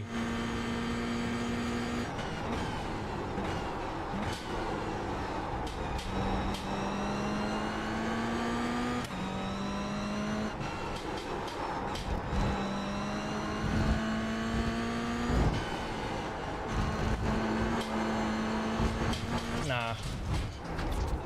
I'm calling it, guys. I'm calling it. I've plateaued at a 46.3. Not even 46 flat. 46.3. There are times I'm getting close. I'm getting up till turn 5. Okay. And then the hairpin. And then I hit the hairpin. And then I messed up the hairpin. And then the double left, I lose time there. And then the final 2 corners, I lose time there. So I'm losing what? 2/10, 2/10, 1/10. So I'm losing half a second. 1/10 here. 1/10 here, 2/10 here. So I'm just a lot of time, man. There's nothing I can do. This was a waste of time. I felt like we've not accomplished anything here. We have not accomplished anything at all. In fact, we've accomplished anything. If anything, we've gone backwards. Is there any change on the leaderboard? Will I understand if I stay in second gear in penultimate corner? Second gear, I mean, third gear you understeer. Second gear is no, just no. Look at that. Yeah, Ethan, god damn. Ethan's been pushing 45.4 as well.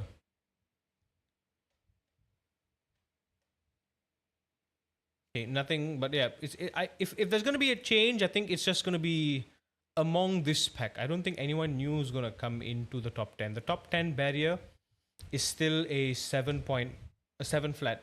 We need a 7 flat. I need that 7 flat. I don't think this time is going to change. If anything, the top 10 is going to mix around a bit. But the top 10 threshold is definitely 45.7. 45.7 bare minimum, 45.6 just to really secure it, because 45.6 will put us a few positions ahead. I mean, it's just 3/4 man. It's three or 4 tenths more. That's all I need. That's all I need. Which I can. I know what to do. Just goddamn hard to get it. This is how what I'm dealing with, you guys. I'm in the 20th right now. My current best and my so-called best is what's holding me back from top 20 to top 10. That's the difference. That's the margins I'm having to deal with here. It's so narrow. 3/10 is all I'm asking for. 3/10 will get me in the top 10. 3/10 is barely skirting it, but 4/10, yeah, 4/10 will get me in the top 10. 4/10 will guarantee get me in the top 10.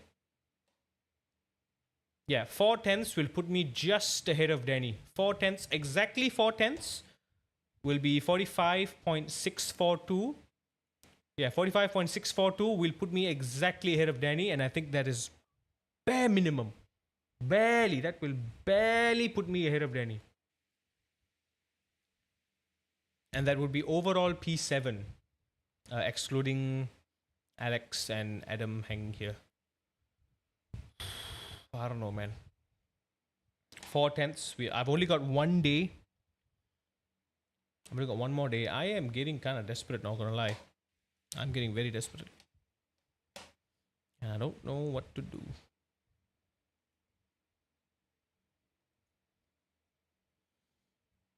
Notice that if you go first gear when you go to the penultimate, I notice that you go to first gear when you go to the penultimate corner. Oh, the uphill, the double hairpin, you mean? The double hairpin. Hmm. Hmm. Hmm. Hmm. The double hairpin now technically. Hmm.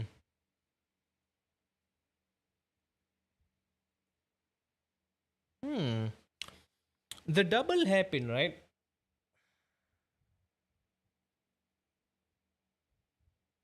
First gear gets you a better exit. Second gear gets you a bit of a steer. But you know what? Yeah, I'll try tomorrow. Nothing's working right now. I can't even do what I just did. I clearly can do it. I've done it. That's why it's in my optimal. I've done it once. I've done it a few times, but not stringing it together into a single lap. That's the challenge here. It's so obnoxiously hard.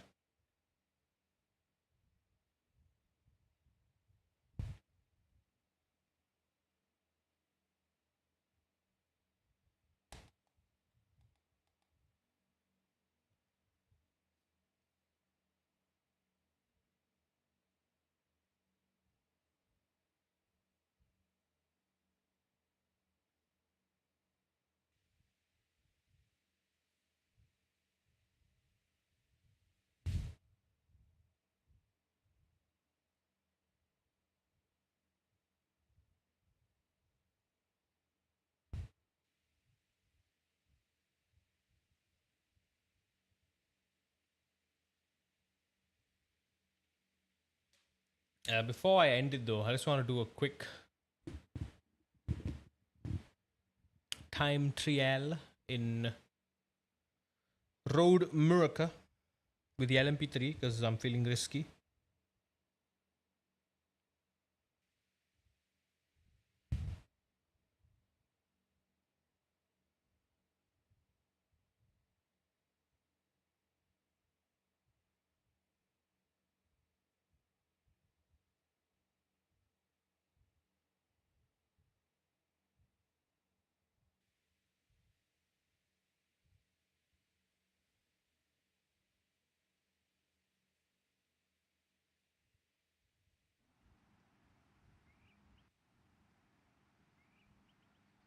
I'm just so tired, man. Feels like 4 hours of zero progress today. But you know what? Yeah, notice that in the double hairpin, you engine brake hard. I do try to get to first gear as quickly as possible to utilize that engine braking. That's the reason. That's the reason why.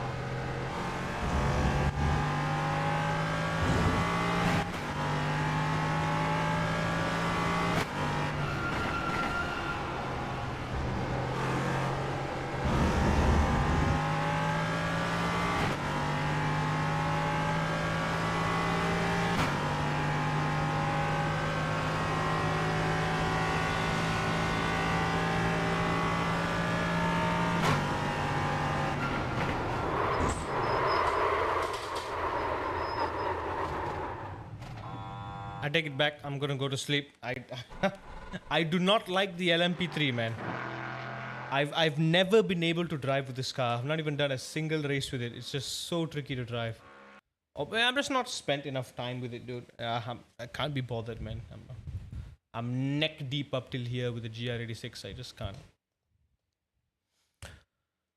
A bit less brake. I'm kind of using more brake than I should, and that making me slow. Yeah, you know what? It is an uphill corner. That is a good observation. Perhaps I am braking too much. The second hairpin, the right-hander, that is the only approach. You just kind of hold like 5% brakes up till the apex and then floor it on the exit, right? The first one, you do have to brake pretty hard, and then you trail brake quite aggressively going up the hill. Let gravity do the work. You tuck it in, late apex, and then you gun it because you have to swing around and reposition it. But damn. God damn. But anyway, on that terrible disappointment, yeah, today has been kind of a failure. We have not really progressed anything. If anything, I've put in a bunch of laps, but the laps were kinda useless. I think I have not really... I've spent 4 hours and it wasn't mindful driving. It was just blind laps. I think all I've been doing tonight was just blind lap after blind lap, and it has just not helped me at all. We're not even... I'm not even done a single 46 flat, so goes to show I'm very, very far off here. I've still got a lot to catch up. Like I said, man, 4 tenths. We need at least 4 tenths. 3.5. To be precise, I need exactly 3.5 tenths. But to be safe, I need 4 tenths or more. So I've got a long way to go. So look forward to the stream tomorrow. I'm gonna literally give it my all. I am going to rest well. I'm going to make sure I am in my peak mental and physical state tomorrow so I can really push with no excuse. Perhaps today I'm just too mentally exhausted, honestly. I'm just pushing myself. 65%, 60%. We're down to 60% brain capacity. It is hard, man. I'm just trying my best here to hold on. Whatever it is, yeah. Thank you all for being here. Thank you more for the raid.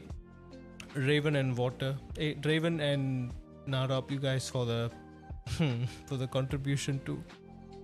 Look at that, we're 4% through to triple monitor. Love it. Every little bit, man. Thank you so much. Lots of love to all of you. I really, really appreciate it. I'm terribly sorry it's been quite a bummer of a stream. I'm just like doing the same thing over and over again. There isn't there isn't much, progress. There isn't much entertainment value that I can provide when we're doing grinding streams like this, when I'm just trying to one up myself. Very rarely does something good happen, and a lot of the time I'm just making mistakes. We did 100 laps today, or like what 80 90 laps today. It was just mistake after mistake after mistake. Only towards the end I was starting to get turn 1, turn 2 a bit right. Only towards the end was I starting to get it right. And still, compared to like Tajaiman, that is still 2/10, 3/10 slower. So there's still a long way for us to go. And I just need to figure it out, man. I've got one day to figure it out. I cannot afford to lose this. I cannot. I literally, I have no other way to say this. I just try to imagine the weight of what I mean when I say this. I can't afford to mess this up. Can't afford to mess this up. I can't. No, just no. I will not accept it. I cannot accept it. I do not know what I'm gonna do if I do not get this up. I'm not even entertaining the remotest possibility. I need to be able to do this. I need to do this. And on that note, good night, everyone. Enjoy the weekend. I will see you all tomorrow. Bye bye.